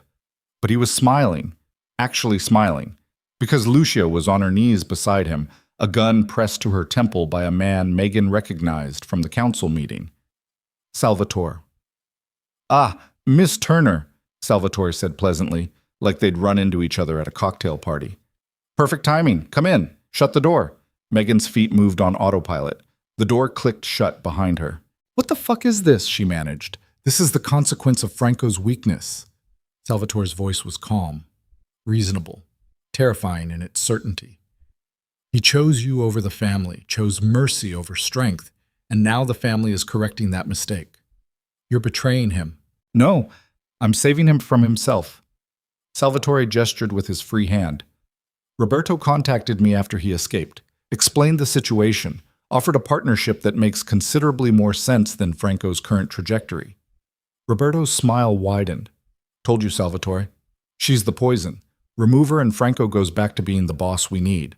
Understanding crashed over Megan in sickening waves. This wasn't Roberto acting alone. This was a coordinated coup. The council turning on Franco because he'd chosen her over their code. Franco will kill you for this, she said. Franco won't get the chance. Salvatore pressed the gun harder against Lucia's head. The older woman didn't flinch. When he arrives, he'll find his housekeeper dead and his girlfriend bleeding out. And in his grief, he'll understand that mercy has consequences, that attachments make us vulnerable, that I was right all along. You're insane. I'm practical. There's a difference. Lucia's eyes met Megan's across the room. In them, Megan saw no fear, just resigned acceptance and something that looked almost like apology. Run, Lucia said quietly. I'm not leaving you. Run. Salvatore's finger tightened on the trigger. The door exploded inward. Franco came through like a force of nature, gun raised, Marco and 4 other men flanking him. He took in the scene with one sweeping glance. Lucia on her knees, Salvatore's weapon, Roberto's smirk, Megan frozen by the door. His gun swung toward Salvatore. Let her go. Can't do that, boss. Salvatore's voice remained eerily calm. This has gone too far to stop now. You've compromised everything your father built, made us weak. The only way forward is through blood. You want blood? Franco's voice dropped to something cold and deadly. Touch Lucia and you'll drown in it. Big words from a man who can't even execute his own brother. Watch me. Franco's gun shifted toward Roberto. Roberto's smile finally faltered. Franco, wait. You've been waiting for this, haven't you? Franco's hand was rock steady. Waiting for me to prove I'm still the monster Dad trained, still capable of putting family first. His finger moved to the trigger. Congratulations. You finally pushed hard enough. Don't. Roberto's voice cracked. Please, Franco, I'm sorry. I'm sorry for everything. Just don't. Should have thought of that before you tortured the woman I love. The word hung in the air like a grenade. Love. Franco had never said it before. Never let the word pass his lips despite all the implications, all the midnight conversations, all the careful protection. And he'd chosen this moment, this violent, chaotic moment, to say it out loud. Megan's heart shattered and soared simultaneously. Salvatore laughed, harsh and bitter. There it is, the admission we've all been waiting for. You love her more than this family, more than everything we've built. Yes. Franco didn't look away from Roberto. I do, and that's not weakness. That's the first honest thing I've felt in 20 years. Then you're more lost than I thought. Salvatore pulled the trigger. The gunshot was deafening in the enclosed space. Lucia crumpled sideways, blood blooming across her shoulder. Not a kill shot. Deliberate. A message. Franco's restraint evaporated. He put 3 bullets in Salvatore before the older man could adjust his aim. The traitor collapsed, his gun clattering across the hardwood floor. Roberto bolted. Zip-tied hands and all, he ran for the window. Got maybe 6 feet before Marco tackled him to the ground, slamming him face first into the rug with enough force to crack bone. Megan ran to Lucia, dropping to her knees beside the bleeding woman. Her nurse training kicked in automatically. Assess the wound, apply pressure, stem the bleeding. Shoulder, Lucia gasped. Through and through, I've had worse. Stop talking. Save your strength. Franco was beside them in seconds, phone already pressed to his ear. Dr. Alvarez, now. Gunshot wound, upper left shoulder. Yes, the estate. 5 minutes or I'm coming to get you myself.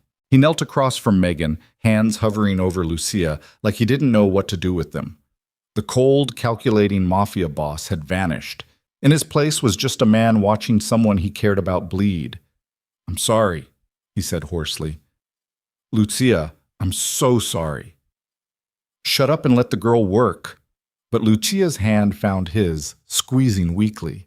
I'm not dying from 1 bullet, boy. Takes more than that to kill me. Megan pressed her jacket against the wound, applying steady pressure. The bleeding was bad, but manageable. Lucia was right. She'd survive this. Probably.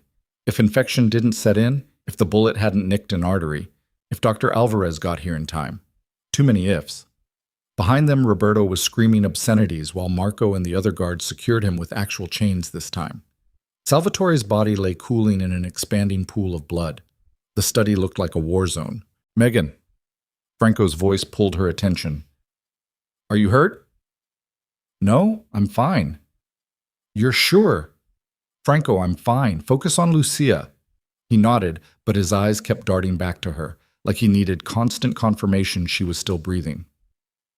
Dr. Alvarez arrived in under 4 minutes, crashing through the door with 2 assistants and enough medical equipment to perform surgery on the spot.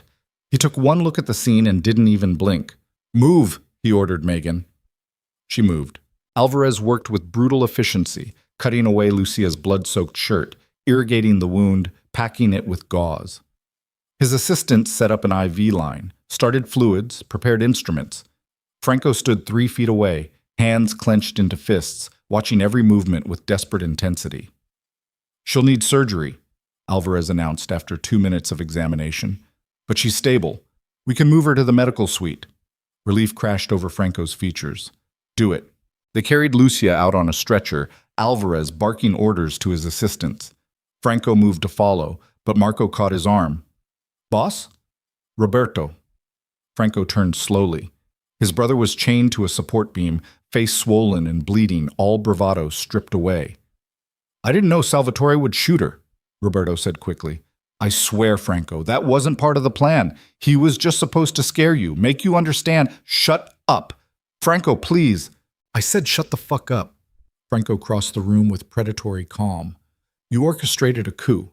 Turned my own counsel against me, got Lucia shot. And you want me to believe you didn't know people would get hurt? I thought you'd see reason. Thought you'd choose the family over some random bitch. Franco's fist caught Roberto's jaw with sickening force. His brother's head snapped back against the beam hard enough to leave a dent in the wood. Don't. Franco's voice was barely above a whisper. Don't call her that again. Roberto spat blood. She's made you weak, made you sentimental, made you everything Dad warned us not to become. Good, because Dad was a monster who died alone and unmourned, and I'd rather be weak with Megan than strong like him. Then you're not fit to lead this family. You're right. Franco stepped back, running a hand through his hair. I'm not. Not anymore. Not the way Dad would have wanted. Not the way you need me to be. He looked at Roberto with something that might have been pity. But I'm also not the man who's going to execute you in cold blood. Because despite everything, despite the torture and the coup and Lucia bleeding in my medical suite, you're still my brother. And some part of me still remembers when that meant something. Roberto's expression shifted from fear to calculation. So you're letting me go? No. I'm handing you over to the feds with enough evidence to put you away for the rest of your life. You wanted to see me choose between you and my code? Congratulations.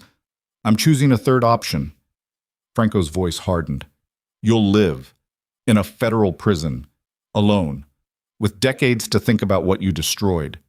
You can't, the organization will survive. The part's worth saving anyway. The rest can burn. Franco turned to Marco. Get him out of my sight. Transfer him to the secure location on the waterfront. I'll contact our federal liaison in the morning. Boss? Do it. Marco hesitated, then nodded. He and 2 other guards unlocked Roberto from the beam and dragged him toward the door. Roberto screamed the whole way, hurling threats and curses that echoed through the mansion long after he disappeared from view. Silence settled over the study like ash. Franco stood in the middle of the blood-stained room, shoulders slumped, looking more exhausted than Megan had ever seen him.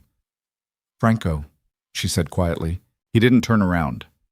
You should go. Pack your things. I'll arrange transportation to anywhere you want. New identity, new life. Enough money to start over anywhere in the world. Megan's stomach dropped.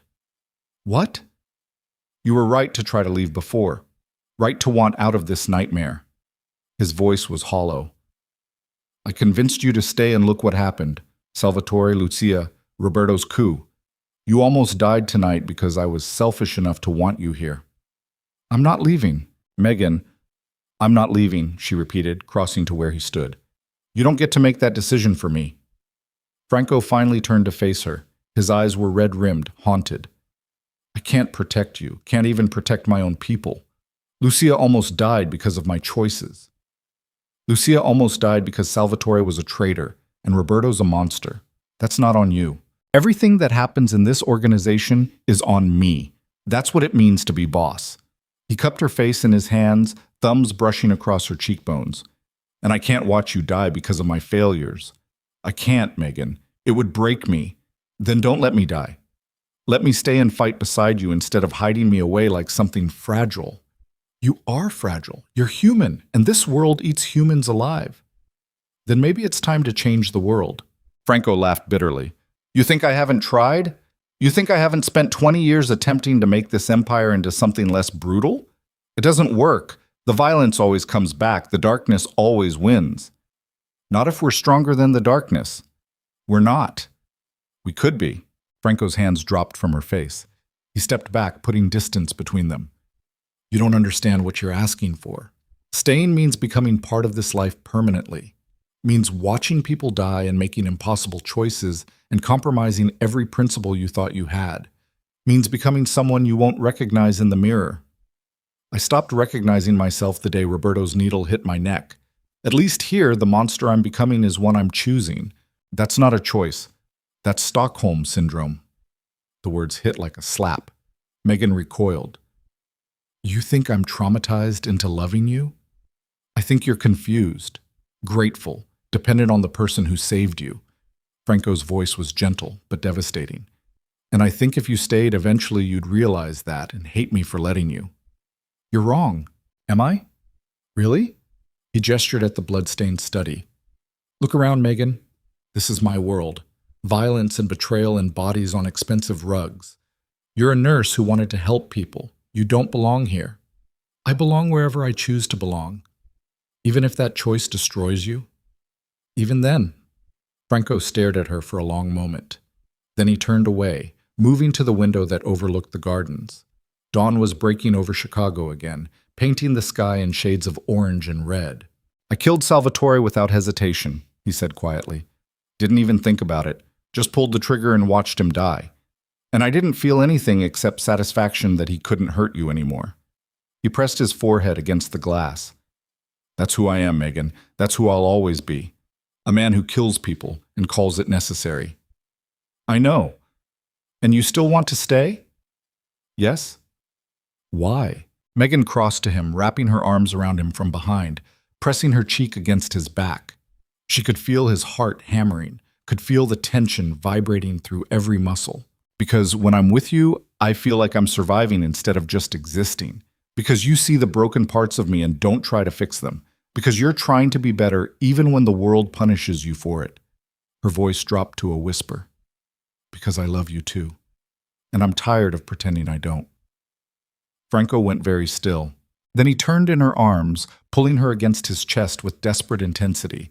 His face buried in her hair, his hands fisted in her shirt like he was afraid she'd disappear if he let go. This is a mistake, he said hoarsely. Probably. We're both going to regret it. Maybe. I'm going to fail you, hurt you, become everything you should hate. Then I'll hurt you back and we'll be even. Franco laughed, the sound breaking on something that might have been a sob. You're insane. So are you. That's why this works. They stood there in the blood-soaked study while dawn broke over Chicago and the empire Franco had built teetered on the edge of collapse. Two broken people clinging to each other against the weight of a world that wanted them destroyed. And for the first time in weeks, Megan felt something that wasn't fear or grief or exhaustion. She felt hope. The next 72 hours passed in a blur of damage control and impossible decisions. Dr. Alvarez successfully extracted the bullet from Lucia's shoulder. She was stable, sedated, expected to make a full recovery barring complications. Franco barely left her bedside except when Marco physically dragged him away for meetings that couldn't be postponed. The council was in chaos. 3 more members had been working with Salvatore, minor players who'd believed Franco's mercy made him unfit to lead. Marco rooted them out with ruthless efficiency. They were given a choice, exile with nothing or execution. All 3 chose exile. The organization was bleeding personnel. Guards who'd served Franco for years were disappearing overnight, unwilling to follow a boss who'd chosen a woman over tradition. Franco let them go without reprisals, too exhausted to fight battles on every front. We're down 40% on manpower, Marco reported on the 3rd day. Maybe more. Hard to get accurate numbers when people are ghosting. Franco nodded from his position at Lucia's bedside. Let them go. Anyone who can't handle the new reality isn't someone I want covering my back. Boss, we're vulnerable. Other families are going to see the exodus and smell blood in the water. Then we prepare for war. With what army? It was a fair question. Franco didn't have an answer. Megan sat in the corner of the medical suite, watching the empire crumble in real time. She should have felt guilty, should have offered to leave again, but every time she opened her mouth to suggest it, Franco's eyes would find hers and the words would die in her throat. They were in this together now, for better or worse. On the fourth day, Lucia woke up. Franco was at her side immediately, gripping her hand like a lifeline. Don't move, you were shot. You're safe now. Lucia's eyes focused on his face. Salvatore? Dead. Good. She tried to sit up and winced. Roberto? In federal custody. I turned him over yesterday. Lucia absorbed this in silence. Then, slowly, she smiled. Your father would have hated everything you just did. I know. I'm proud of you. Franco's composure cracked. He pressed his forehead against Lucia's hand, shoulders shaking with silent sobs. Megan looked away, giving them privacy in a moment too raw for witnesses. The attack came exactly 1 week after Roberto's surrender. Megan was in her clinic, reorganizing supplies for the third time that day, when the alarm started screaming. Not the estate's alarm system, something worse. Car alarms. Multiple vehicles converging on the property from every direction. She ran to the window and her blood turned to ice. At least 30 vehicles blocked the driveway, disgorging armed men in tactical gear. Not mercenaries this time. Professional soldiers. The kind employed by rival families when they wanted to send a message written in blood. Marco's voice crackled over the intercom system. All personnel to defensive positions. This is not a drill. Repeat. This is not a drill. Megan grabbed her medical kit and ran for the bunker. Protocol Franco had drilled into her after Roberto's attack. Basement level, reinforced room, security monitoring. Don't wait. Don't hesitate. Just run. She made it halfway down the stairs before Franco intercepted her. Bunker. Now. He was already moving, gun in hand, Marco flanking him with enough firepower to start a small war. What about you? We're buying you time. Go. Franco, this isn't a discussion. Move. He kissed her once, hard and desperate, then shoved her toward the basement stairs. Megan ran. Behind her, gunfire erupted, glass shattered, men screamed. The sounds of war echoed through Franco's home, turning his carefully controlled empire into a battleground. She reached the bunker and slammed the steel door shut, engaging locks that would take explosives to breach. The security monitors flickered to life, showing carnage unfolding across every camera angle. Franco's remaining men fought with everything they had, but they were outnumbered 3-1, outgunned, overwhelmed. Megan watched Franco move through the chaos with deadly precision, dropping attackers with surgical accuracy. Marco was at his back, covering blind spots, coordinating defenses through a headset. But it wasn't enough. The attackers kept coming. Wave after wave of professional killers flooding through gates that should have held, breaching defenses that should have been impenetrable. Someone had given them the security codes. Another traitor. Megan's hands curled into fists as she watched Franco's empire collapse in real time. This was her fault. All of it. Her presence had fractured the organization, made Franco vulnerable, turned loyalty into a weapon his enemies wielded against him. She should leave, should disappear. Give Franco a chance to rebuild without the liability she represented. But she couldn't. Because on the monitors, Franco was pinned down behind an overturned table, bleeding from a wound in his side, returning fire with dwindling ammunition. And Marco was on the ground 3 feet away, not moving. Megan's breath caught in her throat. Franco was going to die. Right there, fighting to protect an empire crumbling around him, he was going to die. Unless she did something. Megan's eyes swept the bunker, cataloging resources. Medical supplies. Weapons. Communication equipment. The panic room was designed for one scenario: survive until help arrived. But what if help wasn't coming? What if survival meant fighting instead of hiding? Her hands found the weapons rack. A handgun. 2 full magazines. She'd never fired a gun in her life. Barely knew which end the bullets came out of. But Franco was dying upstairs. And she was done being the victim everyone had to protect. Megan checked the chamber the way she'd seen guards do it, slammed a magazine home, flipped off what she hoped was the safety. Then she unlocked the bunker door and ran back into the war. The gunfire was deafening. Megan burst from the bunker stairwell into chaos that smelled like cordite and blood. Her hands shook around the unfamiliar weight of the gun, her heart hammering so hard she could feel it in her throat. 3 steps into the hallway and she nearly tripped over a body. One of Franco's guards, face down in a spreading pool of crimson. She forced herself to keep moving. The main corridor was a war zone, bullet holes stitched across marble walls. Shattered glass crunched under her feet. Smoke hung thick in the air, burning her lungs with each gasping breath. A figure rounded the corner ahead, tactical gear, rifle raised. Not Franco's. The man's eyes locked on her. His weapon swung toward her chest. Megan's hands moved before her brain caught up. She raised the gun, squeezed the trigger the way she'd seen in movies, and the recoil nearly broke her wrist. The shot went wide, punching a hole in the ceiling. Plaster rained down. The man laughed, actually laughed, started walking toward her with his rifle steady. Megan fired again. And again. Wild, panicked shots that hit everything except her target. The magazine clicked empty. The man was 10 feet away now. 5. Close enough that she could see the cold amusement in his eyes. He raised his rifle, finger tightening on the trigger. A gunshot cracked from behind Megan. The man's head snapped back. He crumpled like a puppet with cut strings. Megan spun. Franco stood 20 feet down the corridor, gun smoking, blood soaking through his shirt from the wound in his side. His face was a mask of fury and terror. "What the fuck are you doing?" he roared. "Saving your life? By getting yourself killed?" He closed the distance between them in 3 strides, grabbing her arm hard enough to bruise. "I told you to stay in the bunker. And I told you I'm done hiding." She yanked her arm free. "Marco's down. You're bleeding. How many men do you have left? 5? 3? That's not..." Another burst of gunfire cut him off. Franco shoved Megan against the wall, his body covering hers as bullets tore through the space they'd just occupied. He returned fire blind, emptying his magazine in the direction of the attack. Silence fell. Temporary.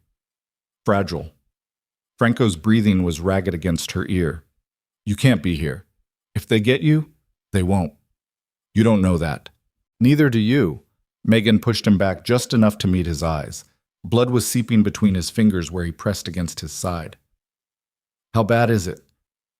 "Flesh wound. I've had worse." "Let me see." "No time. We need to..." His knees buckled.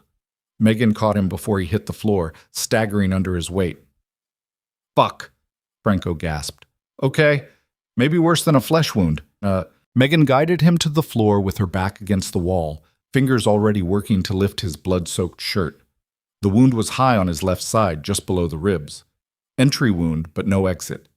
The bullet was still inside him.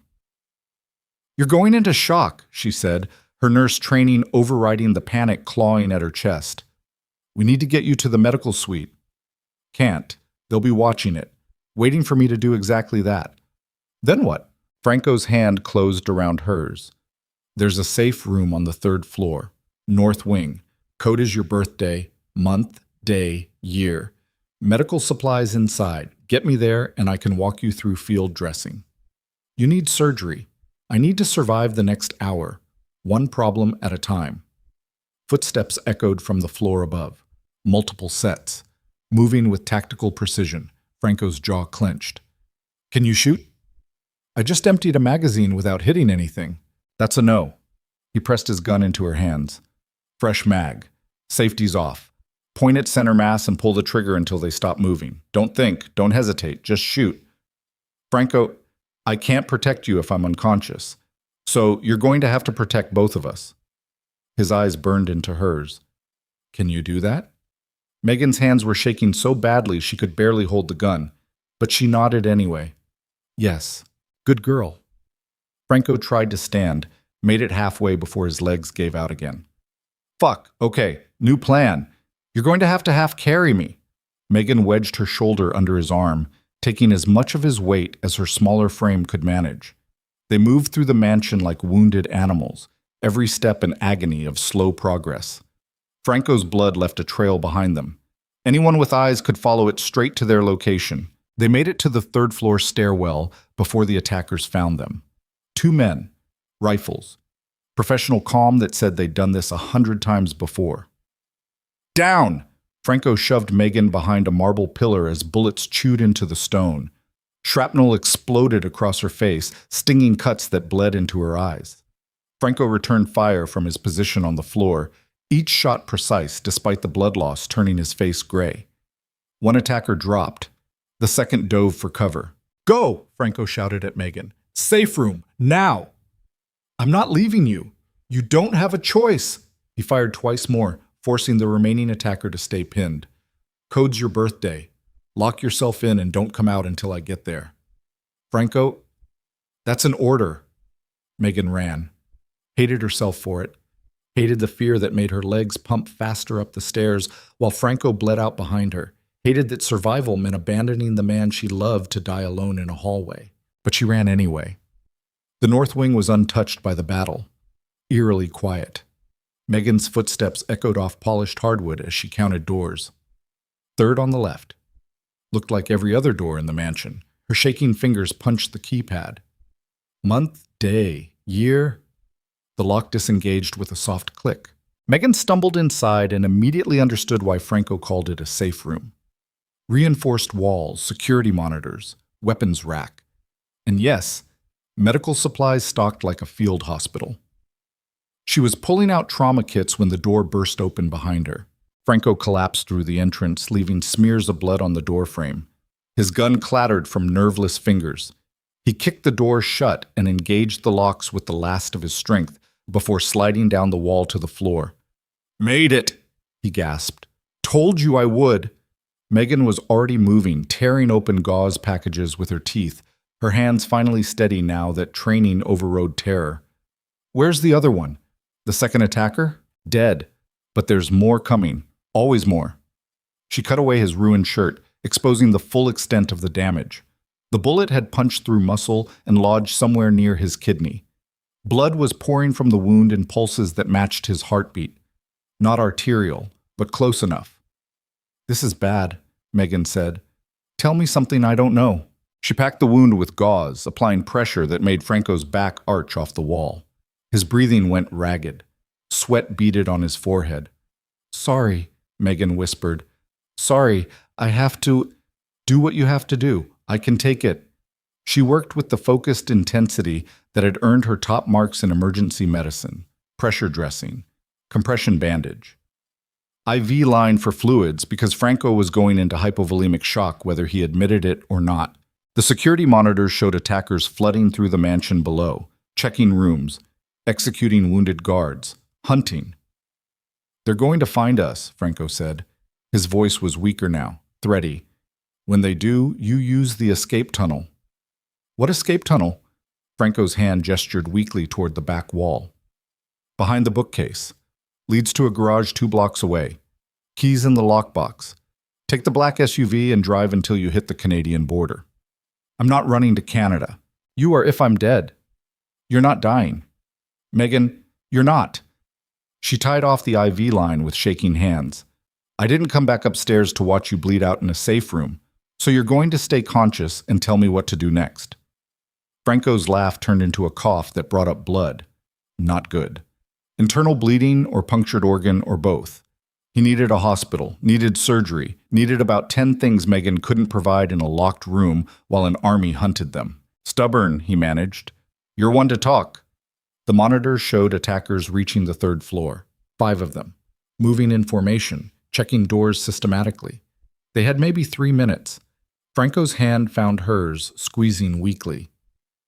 Listen to me. When they breach this door, and they will breach it, you go through that tunnel and you run. Don't look back, don't hesitate, just survive. No. That's not a request. I don't care. Megan's vision blurred with tears she refused to let fall. You don't get to save me by dying. That's not how this works. It's the only way this works. Bullshit. There's always another way. Name it. Megan's mind raced through options, finding nothing that didn't end with both of them dead. They were trapped, outgunned. Franco was bleeding out. The attackers would breach the door in minutes. Unless. Her eyes landed on the weapons rack. on the grenades lined up like dark promises. How many attackers are left? She asked. Franco's eyes narrowed. Don't. How many? Megan, whatever you're thinking, how many? He checked the monitors with obvious reluctance. 30, maybe 40. The main force is still outside securing the perimeter.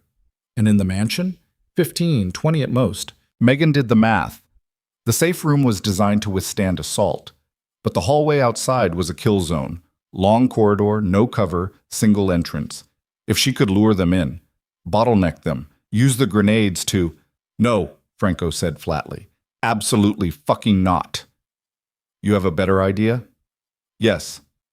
You escape through the tunnel while I hold them off. You can barely stand. How are you going to hold off anything? Megan grabbed 2 grenades from the rack, testing their weight. This is the only play that keeps us both alive. It's suicide. It's a chance, which is more than we have sitting here waiting to die. Franco tried to sit up, failed, slumped back against the wall. I can't lose you. Then help me not get killed. Megan crouched beside him, memorizing the lines of his face in case this was the last time she saw him conscious. Tell me how these work. Tell me how to not blow myself up. Megan, tell me. He stared at her for a long moment. Then with obvious reluctance, he began explaining. Pin, spoon, 3-second fuse, throw like a baseball, don't be stupid. The last part was an official grenade protocol, but Megan appreciated the sentiment. On the monitors, the attackers were 2 doors away now, 90 seconds, maybe less. Megan kissed Franco once, hard and desperate and tasting like blood, and goodbye. I love you, she said. Don't. His hand caught the back of her neck, holding her close. Don't say it like that, like you're not coming back. I'm coming back. Promise me. I promise. It was a lie. They both knew it, but sometimes lies were kinder than truth. Megan grabbed the grenades and moved to the door.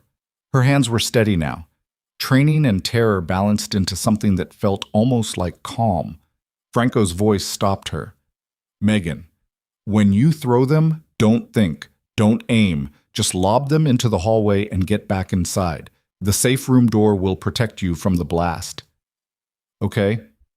And if something goes wrong, if they get past you, you use the tunnel. No hesitation, no heroics. You run and you survive, for me. Megan nodded, not trusting her voice.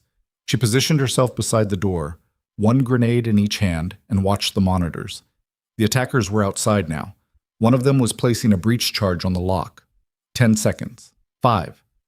The explosion blew the door inward. Smoke and debris filled the corridor. Megan pulled the first pin, counted 1, 2, through.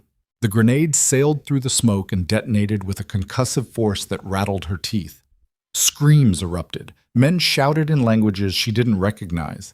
She pulled the second pin. Through again.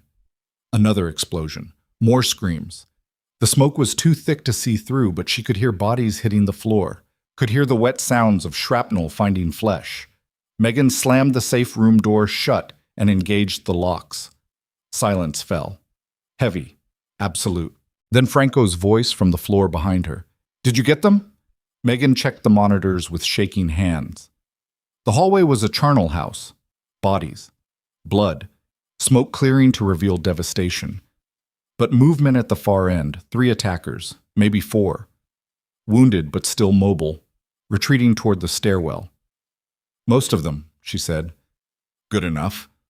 Franco's eyes were starting to glaze. Shock settling in despite the IV fluids. Now comes the hard part. What's that? Waiting to see if their friends avenge them or cut their losses.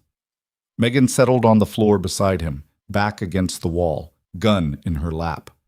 How long? Could be minutes, could be hours. His head lolled against her shoulder. Stay awake. If I pass out and they breach again, you need to be ready. I'm ready. You're terrified. That too. Franco's hand found hers in the darkness between them.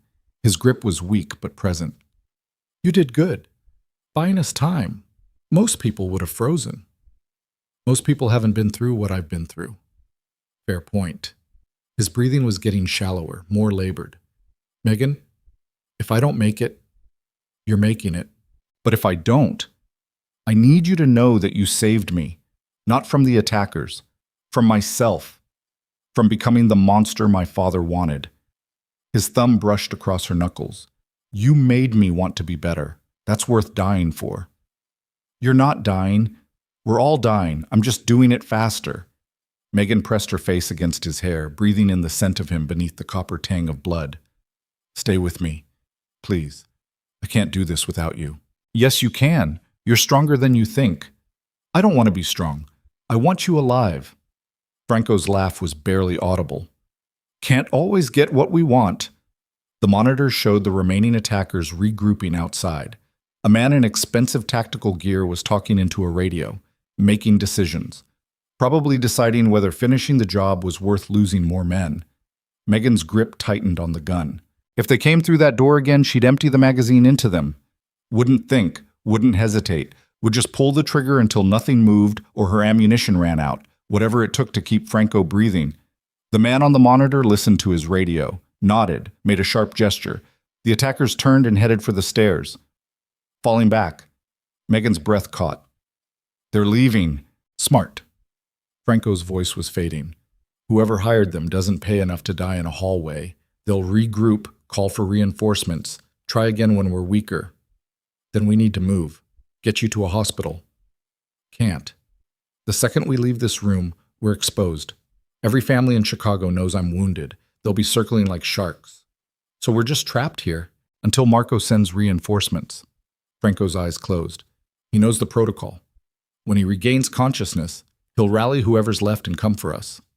If he regains consciousness. He will. Takes more than a bullet to kill Marco. Megan hoped he was right, because if Marco was dead, if all of Franco's loyal people were dead, they were sitting in an expensive tomb waiting for the next wave of attackers to finish what this one started. She checked Franco's pulse. Thready.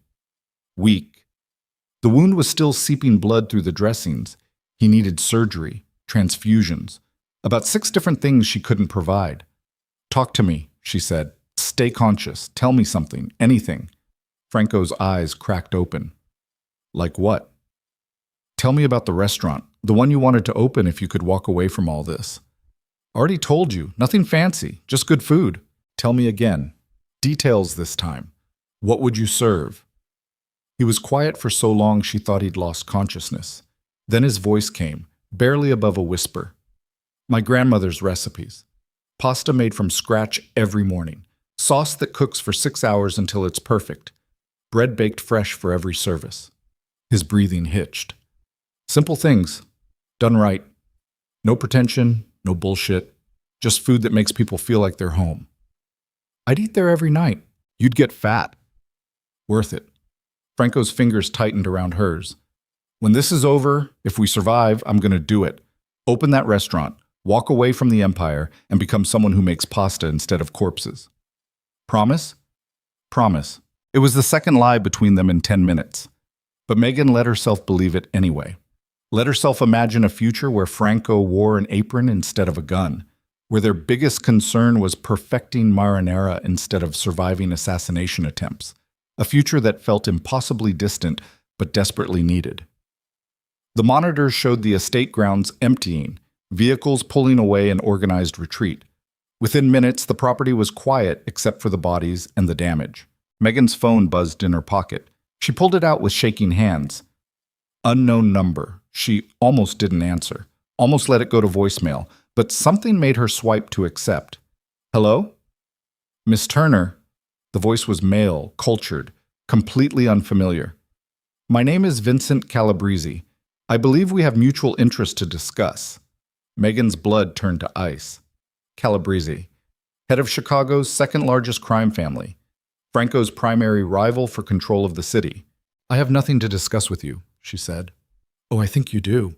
You see, I'm the one who hired those men currently retreating from Ravellini's estate, and I'm the one who can either send them back to finish the job or call them off permanently. A pause. Which outcome would you prefer? What do you want? Franco Ravellini, dead or in my custody. In exchange, you walk away. Clean identity, money, freedom. Everything you'd need to start over somewhere far from Chicago. Go to hell. Such loyalty. Admirable but stupid. Calabrese's voice hardened. You have 2 hours to deliver him to the address. I'm texting you. If you don't, I send my full force back to that mansion and nobody walks out alive. Not you, not Franco, not the housekeeper recovering in the medical suite. The line went dead. Megan stared at the phone, rage and terror warring in her chest. Beside her, Franco had heard every word. His eyes were open now, fever bright and furious. Don't, he said. Whatever you're thinking, don't. He wants you in exchange for our lives. And you're not stupid enough to believe he'd honor that deal. I don't have a choice. Yes, you do. You use the tunnel. Get to safety. Let me handle Calabrese. Megan laughed, harsh and broken. You can barely breathe. How are you handling anything? I've survived worse. Name one time. Franco opened his mouth, closed it. Okay, fair point. But the answer's still no. You're not trading yourself to Calabrese. I'm not. I'm trading you. Absolutely fucking not. It's the only way to keep everyone alive. It's suicide. Calabrese will kill you the second he has me. Maybe. Or maybe I can negotiate something better. Megan's mind was already racing through options, finding narrow paths through impossible terrain. I'm a nurse. I have skills he could use, a hostage he could leverage. I'm worth more alive than dead. You're worth more than any of this. Franco tried to sit up, failed, gasped in pain. Megan, please, don't do this. Give me a better option. The tunnel leads to a future where you die, and I spend the rest of my life knowing I could have saved you and didn't. She cupped his face in her hands. I can't do that, Franco. I can't survive losing you. You can. You will. I don't want to. Franco stared at her with eyes that held too much understanding, too much acceptance of the impossible choice she was making. If you do this, he said quietly, if you walk into Calabrese's hands to save me, I will burn Chicago to the ground getting you back. I will destroy every family, every alliance, every rule that's kept this city from tearing itself apart. Do you understand? I will become the monster my father trained me to be, and I will paint this city red until you're safe. I'm counting on it. She kissed him one last time. Memorized the taste of his mouth, the scratch of stubble against her palm, the way his hand trembled when it tangled in her hair. Then she stood and walked toward the door before courage failed her. Megan. She turned back. Franco was braced against the wall, gun in his shaking hand, looking like death barely postponed. 2 hours, he said. Give me 2 hours before you surrender. That's all I need. For what? To call in every favor I'm owed, every alliance I've built, every person who ever swore loyalty to this family. His eyes burned with fever and fury. Calabrese wants a war. He's going to get one. Megan nodded once. 2 hours. She checked the tunnel entrance behind the bookcase. Dark, narrow, leading to freedom or another kind of trap. Behind her, Franco was already on his phone, voice rough but commanding, calling in debts and demanding blood. Megan descended into the tunnel and prayed they'd both survive what came next. The tunnel smelled like rust and old concrete and the kind of darkness that pressed against Megan's chest until breathing felt like drowning. Emergency lighting strips cast everything in sickly yellow, turning her shadow into something twisted and unfamiliar on the curved walls. Her phone buzzed, text from the unknown number, an address on the south side. Industrial district. Exactly the kind of place where bodies disappeared and nobody asked questions. Megan kept walking. The tunnel ended at a steel ladder bolted into concrete. She climbed with shaking hands, emerging into a garage that smelled like motor oil and abandonment. The black SUV Franco mentioned sat in the corner, keys exactly where he'd promised. She checked her phone. 90 minutes left on Franco's 2-hour deadline. Megan got in the SUV and started driving.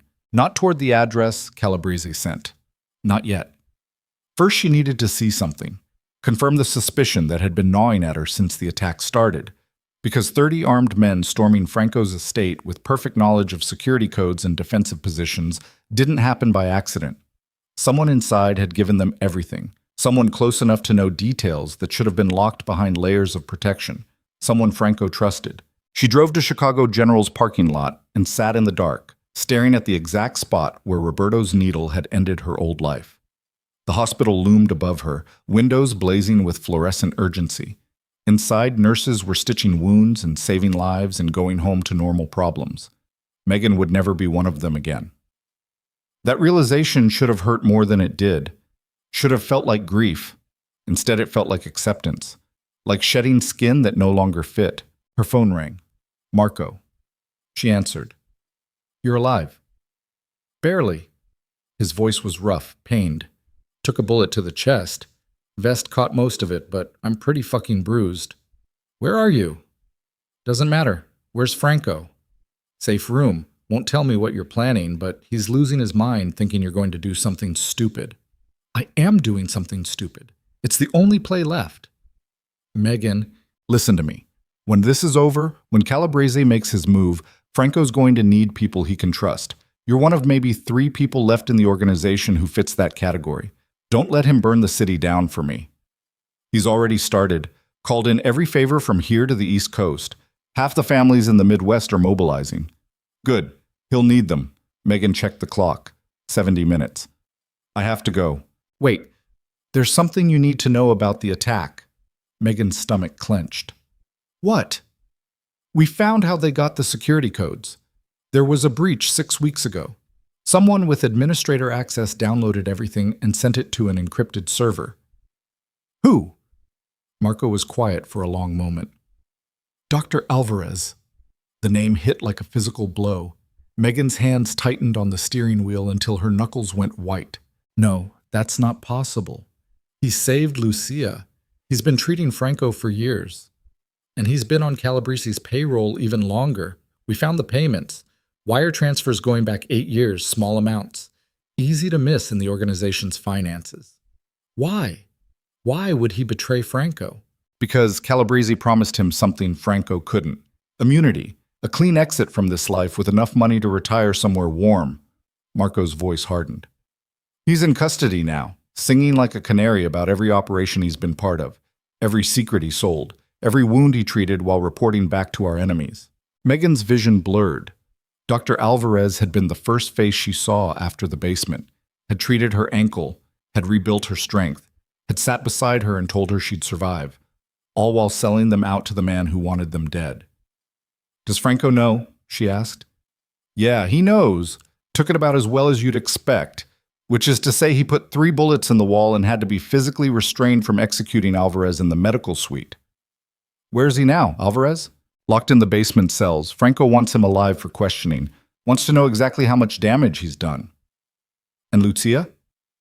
Recovering. Pissed off beyond belief that the man who saved her life is the same one who set her up to die. Marco paused. Megan, whatever you're planning, don't trust anyone except Franco's inner circle. This organization has been compromised at every level. We don't know who else is working for Calabrese. I won't. And Marco? Thank you for keeping Franco alive. That's my job. Your job is staying alive long enough for him to find you. The line went dead. Megan sat in the parking lot and felt the last pieces of her old innocence crumble. Dr. Alvarez, the kind professional physician who'd treated her wounds and answered her questions with patient professionalism. A traitor. A liar. Someone who'd looked her in the eyes while planning her death. Trust was a luxury she could no longer afford. She checked the address Calabrese sent, started the SUV, drove toward whatever fate waited in the industrial district.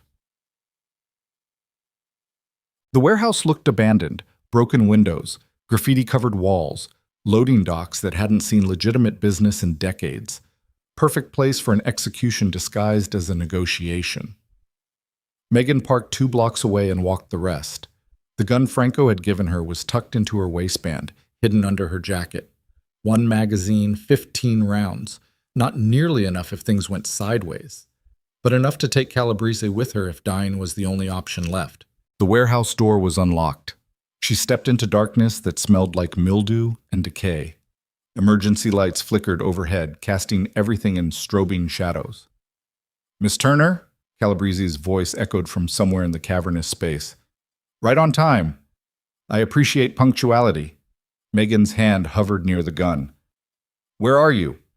Straight ahead. Follow the lights. She walked deeper into the warehouse, every instinct screaming at her to run. The emergency lights formed a path through stacked shipping containers and rusted machinery. At the center of the space, a makeshift office had been set up. Desk, chairs, and Vincent Calabrese sitting behind it like he owned the world. He was older than she expected, late 50s with silver hair and the kind of face that suggested expensive schools and old money. Nothing about him screamed criminal. He could have been a banker or a lawyer or someone's distinguished grandfather. That somehow made him more terrifying. "Please, sit." Calabrese gestured to the chair across from him. Megan remained standing. "Where's Franco?" "Safe. For now. My people are watching his estate, but under strict orders not to engage. I'm a man of my word, Miss Turner. You came alone. I'm holding up my end. What do you want?" "Straight to business. I can respect that." Calabrese poured 2 glasses of whiskey from a crystal decanter, slid one across the desk toward her. "I want Franco Ravellini's empire, his territory, his operations, his connections, everything he's built over the past 20 years. Why not just kill him and take it?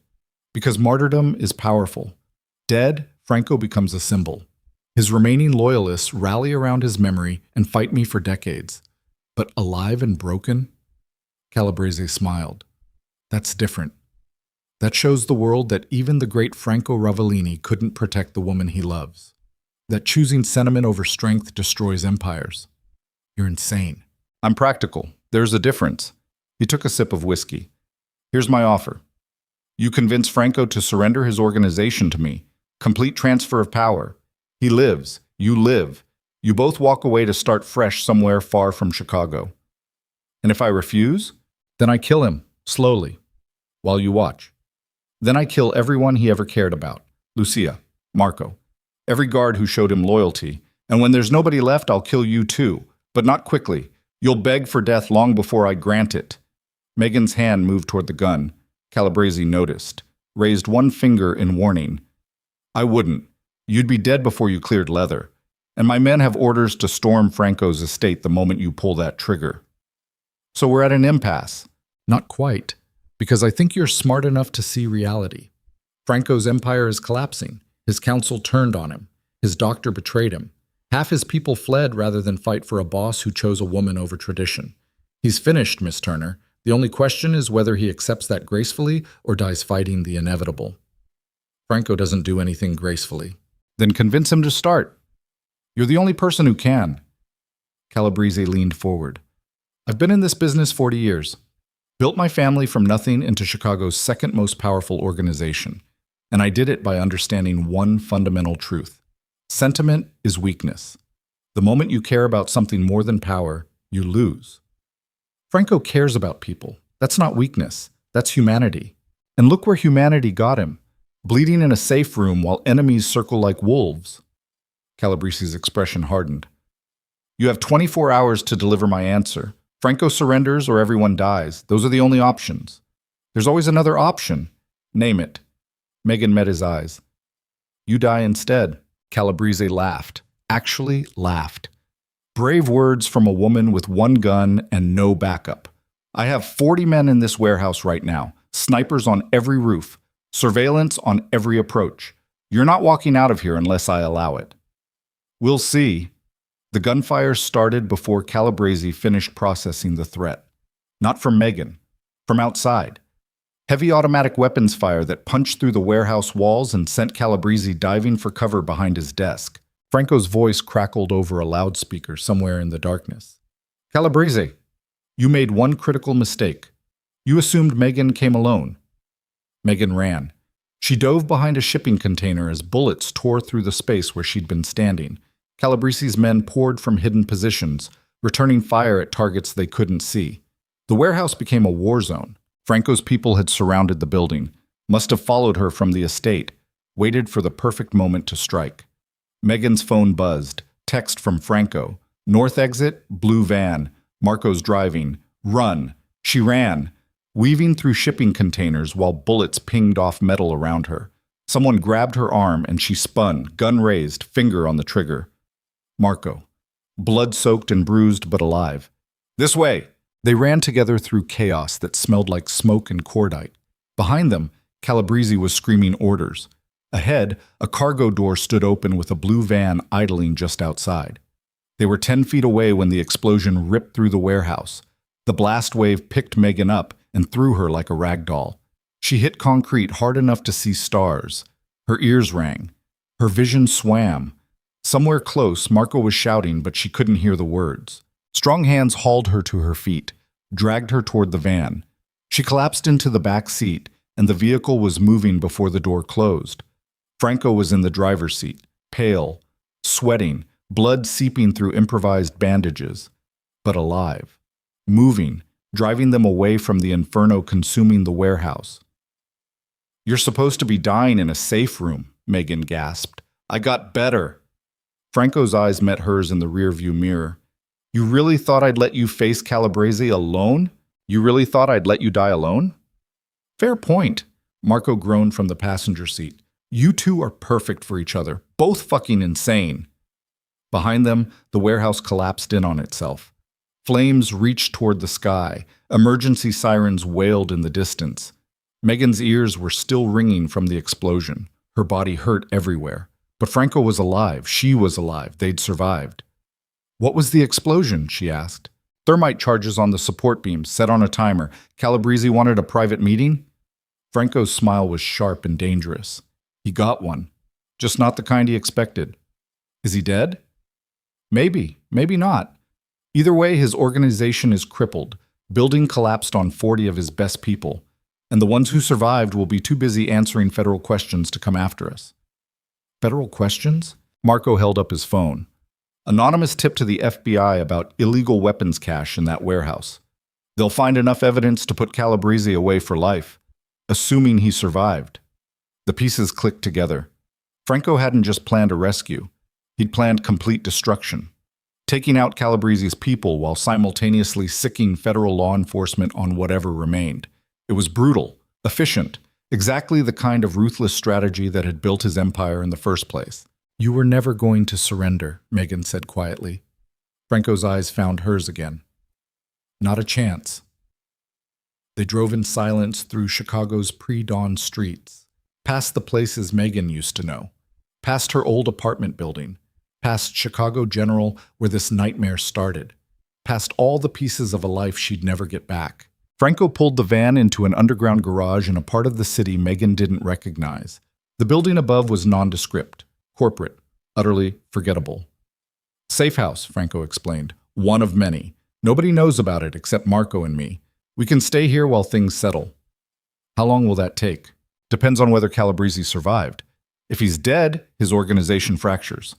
Territory war for 6 months while everyone fights over the scraps. If he's alive and in federal custody, slightly less chaotic, but still messy." Franco killed the engine. "Either way, we've got time to figure out what comes next." Marco helped Franco from the driver's seat. The movement made Franco's face go gray. Blood was soaking through his bandages again. "You need a hospital," Megan said. "Can't risk it. Every hospital in Chicago will be watching for gunshot wounds tonight." "Then I need supplies. Real supplies. Not the field dressing garbage we used earlier." "Already here.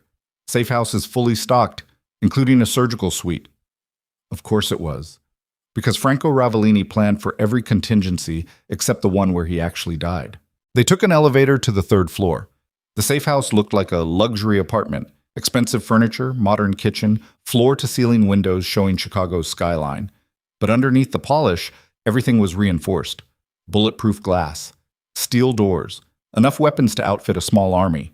Marco helped Franco to the medical suite while Megan washed blood and warehouse grime from her hands. When she entered the surgical room, Franco was already on the table, shirt cut away, his makeshift bandages removed. The wound looked worse in proper lighting, angry red, still bleeding, infection already setting in around the edges. "This is bad," Megan said. "So you keep telling me." "I'm serious, Franco. The bullet's still inside, probably near your kidney. If it shifted, if there's internal bleeding I can't see, you could die on this table." "Then don't let me die. I'm a nurse, not a surgeon. You're all I've got, so you're going to have to be both." Marco appeared with supplies, surgical tools, antibiotics, local anesthetic because General was too dangerous given Franco's blood loss. Everything Megan needed and several things she'd never used. "I'll walk you through it," Marco said quietly. "Did field surgery in Afghanistan. Not pretty, but it works." Megan's hands shook as she pulled on surgical gloves. "If I fuck this up, you won't." Franco's hand caught hers. I trust you. Those 3 words carried more weight than any declaration of love. Franco Ravellini, who trusted no one, who'd survived 20 years in a world built on betrayal, was putting his life in her hands. Megan took a breath. Then another. Let training override terror. Okay, let's do this. The surgery took 3 hours. Marco talked her through every step while Franco gritted his teeth and tried not to scream. Local anesthetic only did so much when you were digging for a bullet lodged against someone's kidney. Megan's hands stayed steady, cut, clamped, explored, found the bullet wedged between muscle and organ, miraculously intact. Extracted it with forceps that shook despite her best efforts. Got it, she breathed. Franco's laugh was more like a sob. Told you. She irrigated the wound, checked for additional damage, stitched him back together with the kind of careful precision that would have made her surgical instructors proud. When it was done, Franco looked like death warmed over. But his vitals were stable. The bleeding had stopped. He'd live. Probably. Megan collapsed into a chair while Marco hooked Franco up to IV antibiotics and fluids. Exhaustion hit her like a tidal wave. She'd been running on adrenaline for so long she'd forgotten what rest felt like. Sleep, Marco ordered. I'll watch him. You've earned it. Megan wanted to argue, wanted to stay awake and monitor Franco's condition every minute, but her body had other ideas. She made it to the couch in the next room before darkness took her. But she woke to sunlight streaming through bulletproof windows and the smell of coffee. Franco was sitting at the kitchen counter, moving gingerly but upright, alive, drinking espresso like he hadn't been dying 12 hours ago.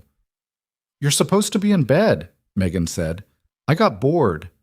He poured her coffee. Besides, I heal fast. Always have. Healing fast doesn't mean you should be walking around the day after surgery. Noted. I'll go back to bed after breakfast. He was lying. They both knew it.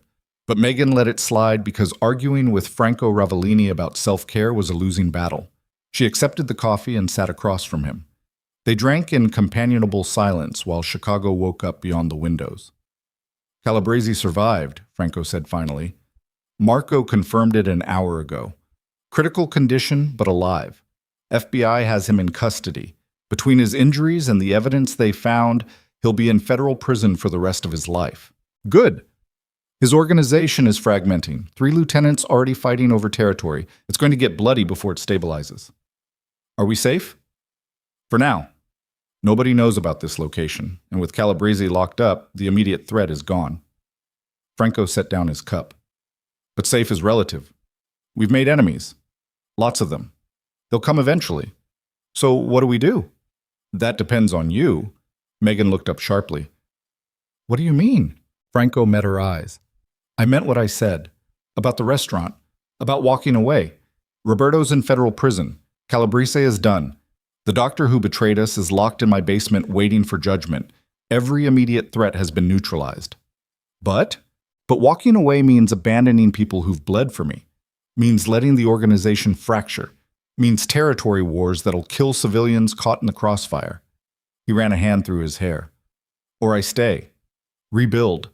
Try to make this empire into something less brutal than what my father left.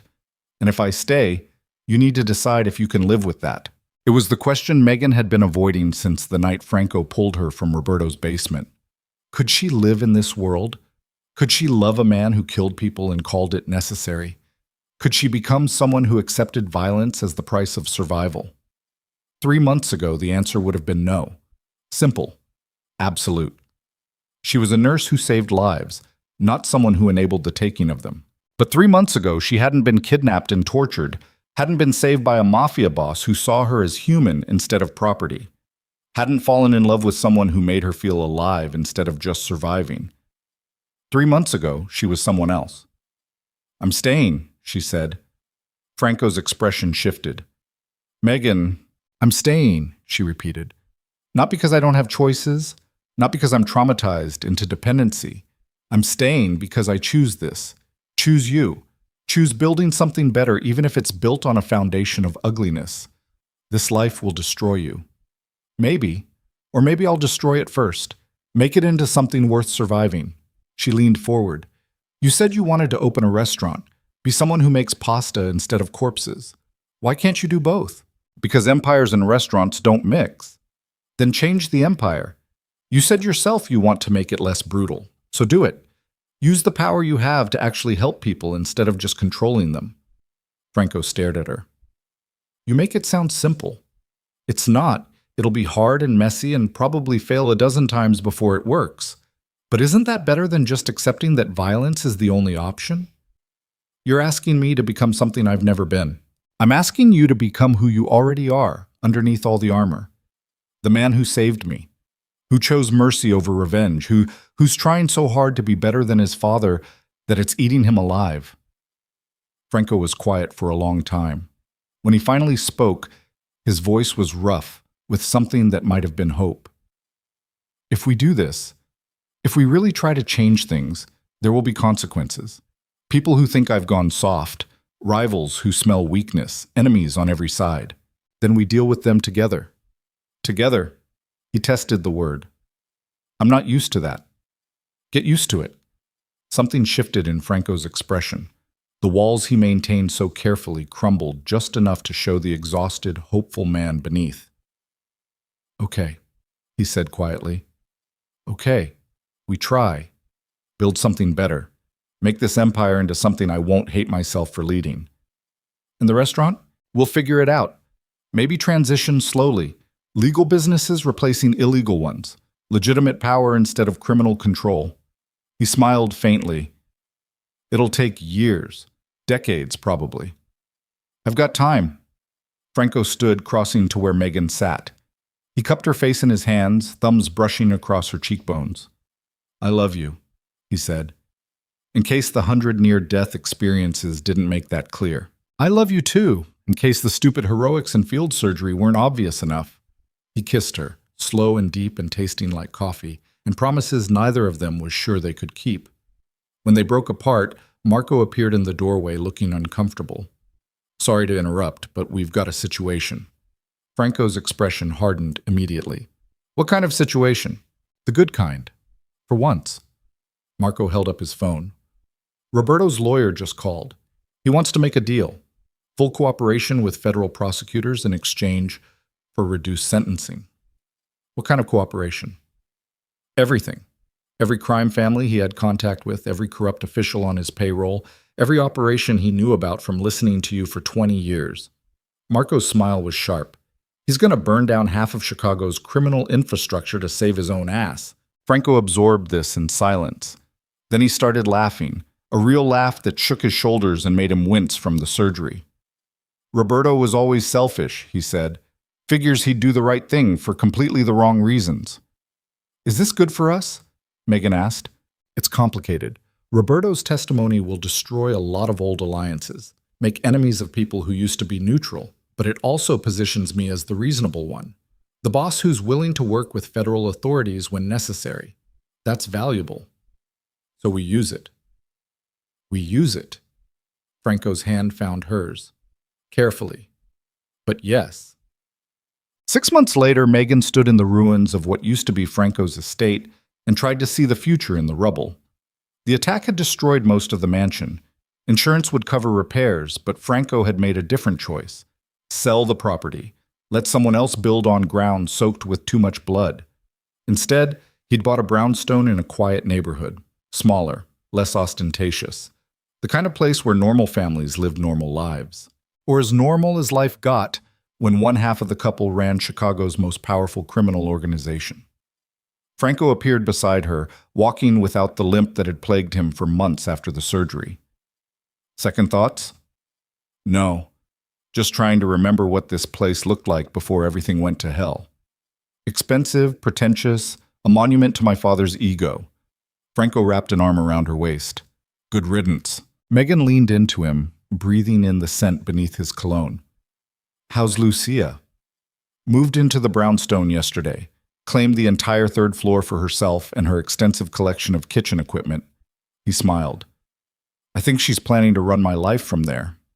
She's been running your life since you were 8. This just makes it official. They stood in comfortable silence, watching demolition crews carefully dismantle what remained of the estate. In the distance, Chicago's skyline glittered in afternoon sun. Megan's clinic had reopened 2 weeks ago. Not at the estate. In a storefront in a neighborhood that desperately needed medical care. She treated gunshot wounds and stab wounds and overdoses. But she also treated kids with asthma and elderly patients with diabetes and pregnant women who couldn't afford prenatal care. Franco funded it completely, called it community investment, refused to use it for money laundering or any other criminal purpose. Just let it be good, he'd said. One thing in this empire that's actually good. Roberto's testimony had caused exactly the chaos Franco predicted. 3 rival families fractured, 24 corrupt officials indicted. The entire landscape of Chicago's underworld reshuffled. Franco had navigated it with brutal precision, making alliances, eliminating threats, slowly, carefully building an organization that relied less on violence and more on economic power. It was working. Mostly. There were still bodies, still violence, still nights when Franco came home with blood on his clothes and shadows in his eyes. But there were also nights when he came home and cooked dinner, when they sat on the brownstone's back patio and talked about nothing important. When he looked at her like she was the only thing in the world worth protecting. Those nights made the others bearable. Marco called, Franco said. The last of Calabrese's people surrendered. Territory is officially ours. How do you feel about that? Exhausted, relieved, terrified I'm going to fuck it up. He looked at her, but also hopeful, which is new. Hope's good. Hope's dangerous, makes you soft. You're already soft, you just hide it well. Franco laughed. Don't let that get around. I have a reputation to maintain. They walked back to Franco's car, a sedan now instead of the armored SUVs he used to favor. Bulletproof glass, reinforced frame, but otherwise normal looking. Part of the new image he was carefully constructing. Less mafia boss, more legitimate businessman with questionable associates. The drive to the brownstone took 20 minutes through neighborhoods that were slowly healing from decades of neglect. Franco's money was part of that healing. Community centers, after-school programs, small business grants that didn't come with strings attached. Buying goodwill, he called it. But Megan saw the way he watched kids playing in parks his funding had rebuilt. The way he relaxed when elderly residents waved at him on the street. He was becoming someone new, someone better. It was slow, painful, imperfect, but it was happening. At the brownstone, Lucia had dinner waiting, homemade pasta, fresh bread, the kind of simple, perfect food that made Megan understand why Franco dreamed of restaurants. They ate together, Franco, Megan, Lucia, and Marco, who'd moved into the brownstone's second floor and appointed himself permanent head of security. It felt almost like family, almost normal. After dinner, Franco and Megan retreated to their bedroom on the 4th floor. The space was smaller than the estate suite, but warmer, more lived in, books stacked on nightstands, photos on the dresser showing moments Megan was still learning to treasure. Franco's phone buzzed. He checked it, frowned, set it aside. Problem? Megan asked. Nothing that can't wait until morning. Tonight I'm off duty. You're never off duty. Then tonight I'm pretending. He pulled her against him, hands settling on her waist. Dance with me. There's no music. So we'll make our own. They swayed together in the quiet bedroom, finding rhythm in shared breathing and heartbeats that finally beat at the same pace. This was what Megan had been fighting for. Not safety, not normalcy, just moments of peace stolen from a world that wanted them destroyed. I'm going to marry you, Franco said quietly. Someday. When things are stable enough that I can promise you a future instead of just survival. I don't need promises. I know, but I need to make them anyway. Megan tilted her head up to look at him. Franco's eyes held the kind of exhausted hope she'd become intimately familiar with, the look of someone who'd survived hell and was desperately trying to believe in heaven. Okay, she said, someday, when you're ready. What if I'm never ready? Then we'll figure it out together. They held each other in the darkness while Chicago hummed outside the windows. Two broken people who'd somehow found wholeness in the wreckage. It wasn't the ending either of them had imagined. Wasn't clean or perfect or tied up with neat resolution. But it was real and honest and more than either of them thought they deserved. Franco's phone buzzed again. This time he answered. Yeah, okay. No, handle it yourself. I'm done for the night. He listened. Marco, I don't care if the building's on fire. Unless someone's actively dying, it waits until morning. A pause. Good. Thank you. He hung up, tossed the phone onto the dresser, turned back to Megan with something that might have been a smile. Where were we? You were promising me a future. Right. That. Franco's hand cupped her face. How about this? Tomorrow we start planning the restaurant. Real planning. Location, menu, timeline. Turn the dream into something concrete. While still running a criminal empire? While transitioning a criminal empire into something that doesn't require violence to function. It'll take time. But we've got time. Megan pulled him down for a kiss that tasted like hope and home and the kind of future worth fighting for. When they broke apart, Franco rested his forehead against hers. Thank you, he whispered. For what? For not giving up on me. For believing I could be better. For loving me despite every reason not to. You're worth it. I'm really not. That's not your decision to make. Franco laughed softly.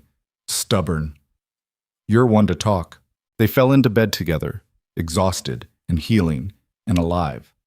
Outside, Chicago stretched into darkness. Inside, two people who'd survived impossible odds held each other and dreamed of mornings that didn't start with gunfire. It wasn't perfect. Wasn't safe. Wasn't anything close to the life Megan Turner had imagined when she was just a nurse trying to save lives in an emergency room. But it was hers. Theirs. Built from wreckage and blood and the stubborn refusal to let darkness win. And for the first time since Roberto's needle pierced her neck in a rain-soaked parking lot, Megan fell asleep without nightmares. Because the monster who'd haunted her was locked in federal prison, the empire that enabled him was being slowly dismantled, and the man who'd saved her was lying beside her, breathing steadily, finally allowing himself to rest. Tomorrow would bring new problems, new threats, new impossible choices between survival and morality. But tonight, they had peace and love. And the fragile, precious certainty that they'd face whatever came next together. That was enough. More than enough. It was everything.